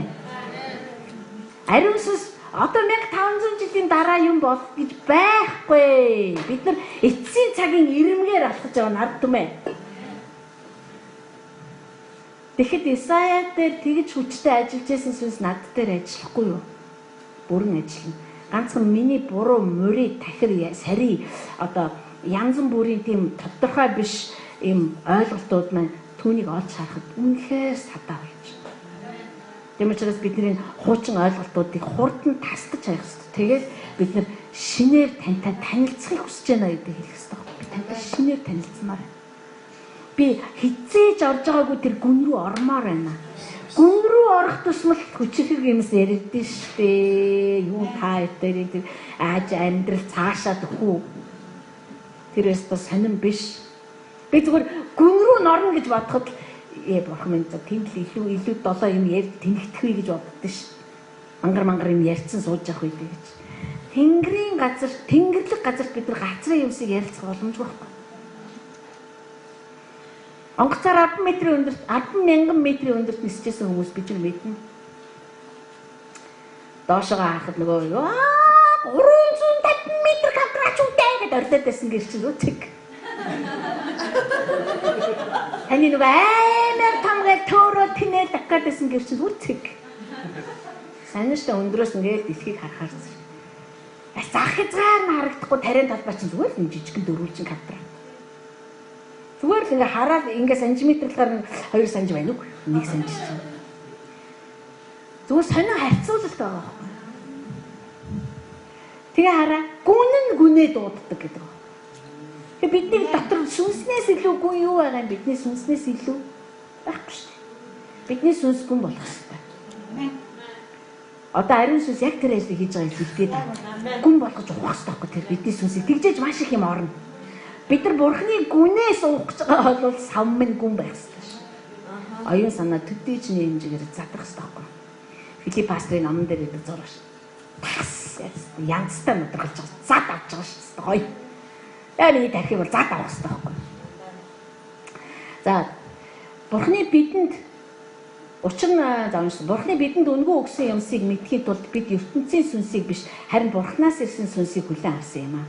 Бид үүнийг хүний мэрэгэн ухааны сургасан үгсээр биш харин сүнсний сургаснаар ярьдаг бөгөөд сүнслэг зүйлсийг сүнслэгээр тайлбарладаг. Хараа ариун сүнс сургадаг, заадаг. Танд хичээл заадаг. Ариун сүнс битээр өөдөөдөөсөө харж суугаад тэр надад заадаг. Би сурдаг. Тэр зөвхөн заадаг биш, тэр намайг дасгалжуулдаг. Одоо тий одоо та нар боксыг би ч нэг үздэггүй л дээ. Зүгээр хаяа ингээ боксинг тэмцээн энэ төр үзэж явах гэсэн. Засварлаг боллоо бол тэр засварлага юуны төлөө вэ? Дасгалжуулагчтайгаа уулзахын төлөө л өгддөг шүү дээ. Дасгалжуулагч тодорхой заавраа өглөө тэгээ буцаагаад нөгөөдгөө гаргалаа. Тэр тамирчны олсон ялалт бол дасгалжуулагчийн ялалт байхгүй да яг үнэн хэрэгтэй болов. Манайх одоо бүх барилдаж чинь тий одоо манайхс чи сая сумья чинь дахиад одоо мундаг одоо авраг болчлоо шүү дээ. Тэр хүнийг авраг болгож ингэж бэлдэж өгчтэй оюун санаа, бие, сэтгэл, амьдралынх нь бүх хэм маяг дээр хэн ажиллаж байгаа юм бэ эзэмлэгт. Дасгалжуулагч л ажиллаж байгаа шүү. Маш цөөхөн удаа дасгалжуулагч нь яригддаг байхгүй. Сумья гэдэг. Гэтэ сумьяч гэсэн өөрөө мэдчихэж байгаа дотроо. Намайг энэ өндөрт хэн авчирсан бэ гэдэг. Ариун сүнс биднээсийг бүхий л талаар нь сургадаг байхгүй. Энэ бол үнэн үг шүү. Таныг зүгээр ажил дээрээ байхад чинь таныг ингээд таны ямар ч завгүй байхад ариун сүнс таны заванд баригддаггүй гэж хэлэх гээд байхгүй да. Заванд чи ерөөсөө баригдахгүй. Тэгсэн зүгээр чөлөөтэй өөрийнхөө ажлыг хийгээл байж чинь. Та чих мэхээ сүнсний чихээд ажиллагаанд нээлттэй байх хэрэгтэй байхгүй юу? Тэгээ ариун сүнс хүнийхээ сүнсэн дотор гүний гүнд ингээд ажиллаж байхад Тэр биднээс сургаж идэг, бидний дасгалжуулж идэг. Дээрээс нь тэр гүнээр ажиллаж байхдаа нэг одоо ингээд цахилгааны монтаж энэ хийж байхдаа хүмүүс ингээд шалгадаг ш байсгээд асаагаад холбоод масж гэнэ яаж. Түүнчлэн бид нар дээр дандаа шалгуураа хийж идэг. За одоо би энд ийм юм суулгацсан байгаа. Одоо энэ үйл явдлаар дамжуулаад энэ маань масж гэнэ үү, корот гэлж гэнэ үү, эсвэл ямар ч одоо алдаагүй ажиллаж гэнэ үү. Биднээс ямар нэгэн нөхцөл байдал руу оруулаад одоо бидний өнөөдөр нөгөө ойлж өгч хатах гэдэг байгаас яана над дээр ийм тохиолдсоод одоо би яана гэж орилоод байгаа юм уу бүгд дандаа ингээд намайг хэр корот гэлж байгааг нь шалгаад байгаа байхгүй. Хэр масж гэнэ тэ ингээд харчвал амьдрал хөвчлөлтэй байгаа сте. Ингээд харчих юм бол бидний баяр хүрэх юм болоод авах юм. Угаасаа тэр надад юм зааж гэн, тэр надад сургаж гэн, бодтойгоор ярьж гэн, далдч ярьж гэн. Би амьдралын ямар нэгэн нөхцөл байдал гарахтаа өөрийгөө бас шалгах хэрэгтэй шүү дээ. За одоо энэ дээр чи би яг ингэсэн. Яг хаа заримдаа бид нар дандаа тийм сэргийг байхгүй л дээ. Заримдаа бид нар паниктал мангартал дампуурчдیں۔ Гэтэл зүгээр ариусаас тэрс засчих шүү дээ. Нөгөөтг чи бүх монтажийг бүгдийг нь өөрөө хийж байгаа. За ингэсэн байгаа маань ариусаас алдааг байсан л да. Цахилгаан ч бол алдаатай шүү дээ. Ариусаас хийж алдааг байсан. Корот төлөө масаад байгаа шалтгаан би өөрөө л хийдэг байхгүй. Шал хэрэгтэй ирэхгүй юм руу гүйж очиад уйлж арилаа тэгээ сүржигнэл айгүй сүржиг. Би өөрөө хэлж байгаа шүү. Би их сүржиг. Тэг. За тэгэхээр зааж өгнө гэж байна. Юг сүнслэг зүйлсийг зааж өгөхөөс гадна сүнслэг зүйлсийг тайлбарлах хэлийг бас бидэнд сургаж байна. Сүнслэг юмсаа ойлгоод өөртөө бусдад тайлбарлаад ярьж чаддаг тэр хэлийг биднэрт өгдөг байхгүй. Тэр хэлийг ариун сүнс өгнө шүү дээ. Одоо өөр хин ч өгөхгүй шүү дээ. Хэрвээ энэ сүн дотор ариун сүнс ажиллаж байгаа бол ариун сүнсний хэллэгээр бид нар ярина. Бид нар ярьж байгаа. Тэгэхээр ариун сүнс сүн дотор ажиллахад хүмүүсийн хэл яриа өөр болно гэсэн. Илэрхийлэлт, илчлэлт, тунхаглал одоо хэл яриа бүх юм нь өөр болж эхэлнэ. Яагаад бидэнд сүнслэг зүйлсээ сүнслэгээр тайлбарлахыг хүртэл тэр зааж өгдөг учраас. Тэгэхээр ариун сүнс бол энэ сүмийг үнэхээр дараагийн түвшинд аваачдаг нэгэн бол яг муу юм байна. Харин төрлөх хүн бурхны сүнсний зүйлсийг хүлээж авдаггүй. Бид нар төрлөх хүн гэдэг түр махан биеийг зөндөө ярьсан тийм үү? Ер нь бол төрлөх юмыг одоо төрлөх зүйл дээр бурхны сүнсний зүйл хоёр чинь харьцуулж болохгүй шүү дээ. Өөр байхгүй. Огт өөр. Бид нар яг зарим нэг зүйлийг ойлгохын тулд бид нар тэр тусгалыг жишээ болгож ярьдаг. Тэгвэл тэр гэсэн үг биш үү? Миний сүүдэр чи би биш шүү дээ. Зөв миний сүүдэр л ахгүй юу? Бид нар сүүдэртэй яриад ингээд үгүй чи надтай ярилдаг чи миний сүүдэртэй чи ямаагүй гэл миний сүүдэртэй яриад идэх үстэй. Зүгээр тусгал бид нар ямар нэгэн сүнслэг зүйлсийг ойлгохын тулд модны навчс одоо юу гэдэг усны уурсгал ярьдаг. Тусгалаар нь ярьж байгаа байхгүй. Цаашаа. Учир нь тийм хүнд эдгээр нь муухай явдал бөгөөд эдгээрийг ойлгож чадахгүй. Яагаад гэвэл эдгээр нь зөвхөн сүнслэгээр илэрхийлэгддэг. Харин сүнслэг хүн бүхнийг олж харж чадна. Чадна гэж байгаа байхгүй, олж харна гэж байгаа байхгүй. Бид нар штэ зарим нь маш их зүйлийг харж байгаа, зарим нь маш бага юмыг харж байгаа. Маш бага юмыг харж байгаа гэдэг нь та муу байгаа гэсэн үг биш. Хүн чинь ингээд бидний өсөл төвжил төртөл хүмүүний бүрчлэн өөр байна. Яг үнтэй адилхан байна. Би баг харж байгаа ихтэй зүгээр. Баг харж байгаа гэж огт харахгүй байгаагаас хамаагүй дээр. Тэгэхээр би харнаа гэсэн үг. Бид нар бүгд ихлээд бүдэг бадаг харж ирсэн. Бид нар ариун сүнстэй хамт амьдрангаа нүдний мань бүрлцэн арилж эхэлсэн. Тэгээд юмсыг харж эхэлсэн. Одоо бүр маш тод харагддаг хүмүүс энэ сүмийг чиглээд ирж байгаа шүү. Исая юу гэсэн бэ? Сүнсний хөвгүүд сүнсний октод чинь ирж явна гэж байна. Та бидний сүнсний хөвгүүд октод маань ирж явж байна гэсэн үг. Яг нэг сүнс төрүүлээд нэг сүнс бойж болсон. Учир нь эзний оюун ухааныг хэн мэдсэн бэ? Хэн түнд заавар өгөх юм бэ? Мэдээж хэн ч өгөхгүй шүү дээ. Гэхдээ харин биднэрт Христийн оюун ухаан байгаа. Бид нар түнд би одоо бүр айдаг болсон шүү дээ сүүлийн үед. Эзэн минь та тэр нь тэгчээр үгүй за болио та юу хийхэд туйлысаа мэдэх үлээ. Шууд даруусч байгаа шүү дээ. Бидний залбирал ямар их тийм дүүрэн байсан юм бэ? Оо та одоо ингээд манай хүүхдийг Солонгос явуулаад тэгээд дараад нь дараагийнхыг нь та Япон явуулаад тэгээд дараагийнхыг та ингээд шүтээст оруулаад тэгээд дараагийнхыг нь та ингээд тийшээ оруулаад ингээ сайхан явчихдээ шүү заа юу гэх. Тэгээд үүд баяжлаас одоо жоох аяархан илтэй би ч одоо хөгшөрсөн болохоор аягүй удаан бичтээ шүү дээ. Гуравдах нь хаашаа гинэ? Шүтээс. Улаанбаатар байдаг шүтээс. Зүгээр тийшээ оруулах замын нээж бидийн таньдаг багшаагаа дэргээр оруулчих. Тэр бараг л ингэх гээд байгаа шүү дээ. Тэгээд манай нэг хүүгээс нэг нөхөр байна. Одоо та энийг тэрнтэй суулгачмаар байгаа байхгүй юу? Яг тохирно. Амар би чи юу баг болох юм биш үү? Бараг заагаад байгаа юм биш үү тийшээ чи.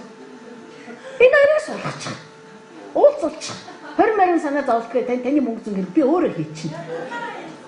Надад нэг хураасан жаал юм би.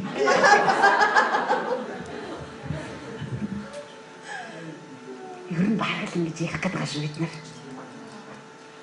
Би ер нь ингэж бодож байгаа та тэгчээрэй. Тэрийг над руу явуулаад тэрийг надаас зайлуулаарай. Тийшээ очих тийм шиглэлийн автус гаргачаарай. Тэрийг болиулчаарай. Ерөнхийлөг чи хайчаарай, ерөнхий сайдыг сонгочаарай. Ер нь бараг л ингэж байгаа шүү дээ. Хин зааварлах юм. Зөвхөн Христийн оюун ухаан түүний оюун ухааныг мэдж таньж чаддаг ш. Тэгээ Паул хэлсэн байхгүй бид нар зөвхөн сүнстэй хүмүүс биш бид нар Христийн оюун бодол байдаг шүү. Тэгэхээр ариун сүнс бидэрт үнэхээр хэрэгтэй. Ариун сүнсгүйгээр бид нар үнэхээр явж чадахгүй. Та дахиад намайг дагаа хэлээч. Би ариун сүнсгүйгээр явж чадахгүй. Амьдарч чадахгүй. Ариун сүнсгүйгээр ер нь бол бид нар явж амьдарч чадна л да. Гэтэ түүний бидэнд бэлдээд бэлэн болгоцсон бэлгүүд дотор бол явахгүй. Эс гадна нь бол бид нар яаж хийж байгаа явчихна. Тийм мундаг байхаар бүтээгдсэн байхгүй бид нар. Түүний өмнө цөмөрөө даруухан амьдрий. Зүгээр л үгүй аваа ариун сүнсээ. Ариун сүнсээ та биднийг аваач энэ зааланд сууж байгаа хүн нэг бүрийг та зүгээр л эзэлж амьдраач. Та биднээс асуухгүйгээр хүссэн цагтаа орж ирээд хүссэн цагтаа амьдраад биднийг дотроос мань эхлүүлээд үнэхээр өөр болгож бидний сүнсийг улам гүн болгож бидний зүрх сэтгэлийг улам ариусгаж хогийн ёрын энэ дэлхийн гих бүх зүйлсүүдийг цэвэрлэж сүнсний ялгах харааг тодруулж та өөр ямар л та ажил хийдэг вэ? Миний мэдхгүй тэр бүхий л ажлуудаа та чөлөөтэй үйлдэх эрх чөлөө бол таних юм аа. Таныг хорих нь, таны өөдөөс олон юм ярих нь, танд зааж, таныг сурах гэж оролддог тэр мунхаглал үнэхээр биднээс хол байх болтугай. Таны зүрхэнд байгааг бид нар ойлгодог болмоор байна. Бид нар таны оюун бодлыг ойлгодог болмоор байна. Тэр чинээгээрээ бидний оюун бодол, таны оюун бодол давмгайлуулах хэрэгтэй байна. Бидний оюун бодол таних болж хувирах хэрэгтэй байна. Бид нар таныг дахиж биднэлөө хандаж чиний бодол, миний бодол чинийхээс өндөрт байдгаа гэж хэлүүлмээр байна. Таны өндөрт байдаг бодол руу бидний бодлууд өгсөөсэй гэж хүсэж байна. Бидний зүрх таны зүрхний гүн шиг улам гүн болоосай, улам багтаамжтай болоосай. Тэгээ таныг хайрладаг нэгэн болж сурмаар байна бид нар. Таныг жинхэнэ утгаараа хайрладаг. Гэхдээ таны хайр гэдэг ойлголт дотор бид нар амьдрмаар байна. Та бол ойлголт биш, та бол тэр чигээр хайр. Тэгвэл тэр хайр гэж юу болохыг та бидэнд зүрхэнд минь мэдүүлж өгөөч. Өвдөлттэй байна уу? Ямар ч бай хамаагүй бид нар хүлээж авахд бэлэн байна. Бид нар танаар хөвч хөндлөхөд бэлэн байна. Бид нар таны хүмүүсээр хөвч хөндлөхийг хүсэж байна. Нэгэнт л бид нар үнэхээр бүгдийгээ хоош нь тавиад энэ зам дээр гарч ирсэн. Одоо биднийг юу ч хоош нь зулгаах ёсгүй. Бид нар үнэхээр таны хаанчлал дотор орсон нэгнүүд баймаар байна. Таны эзэгнэл дотор амьдардаг, таныг эзнээ болгож чадсан, таны эзэмшлийн хүмүүс байхыг хүсэж байна. Бид нар үрчлэлийн сүнсээр ааваа гэж хашгирдаг тэр бүтэн нэгнүүд болохыг хүсэж байна. Ариун сүнсээ та энэ ажлуудаа бидний дотор үргэлжлүүлэн эрчимтэй хийх болтугай. Таны энэ ажлуудыг бид нар өрөөж байна. Цаашдаач мөн өрөөсөөр байх болно. Учир нь энэ дэлхий гэм нүглийнхаа олноос шийтгэгдэх цаг нь ирсэн. Харин таны өвгүүд гарч ирнэ. Таны хаанчлал гарч ирнэ. Таны хаанчлал бусад бүх хаанчлалуудыг залгинаа. Таны хаанчлал бусад бүхий л хаадуудын бүтээсэн болгоныг залгих болно.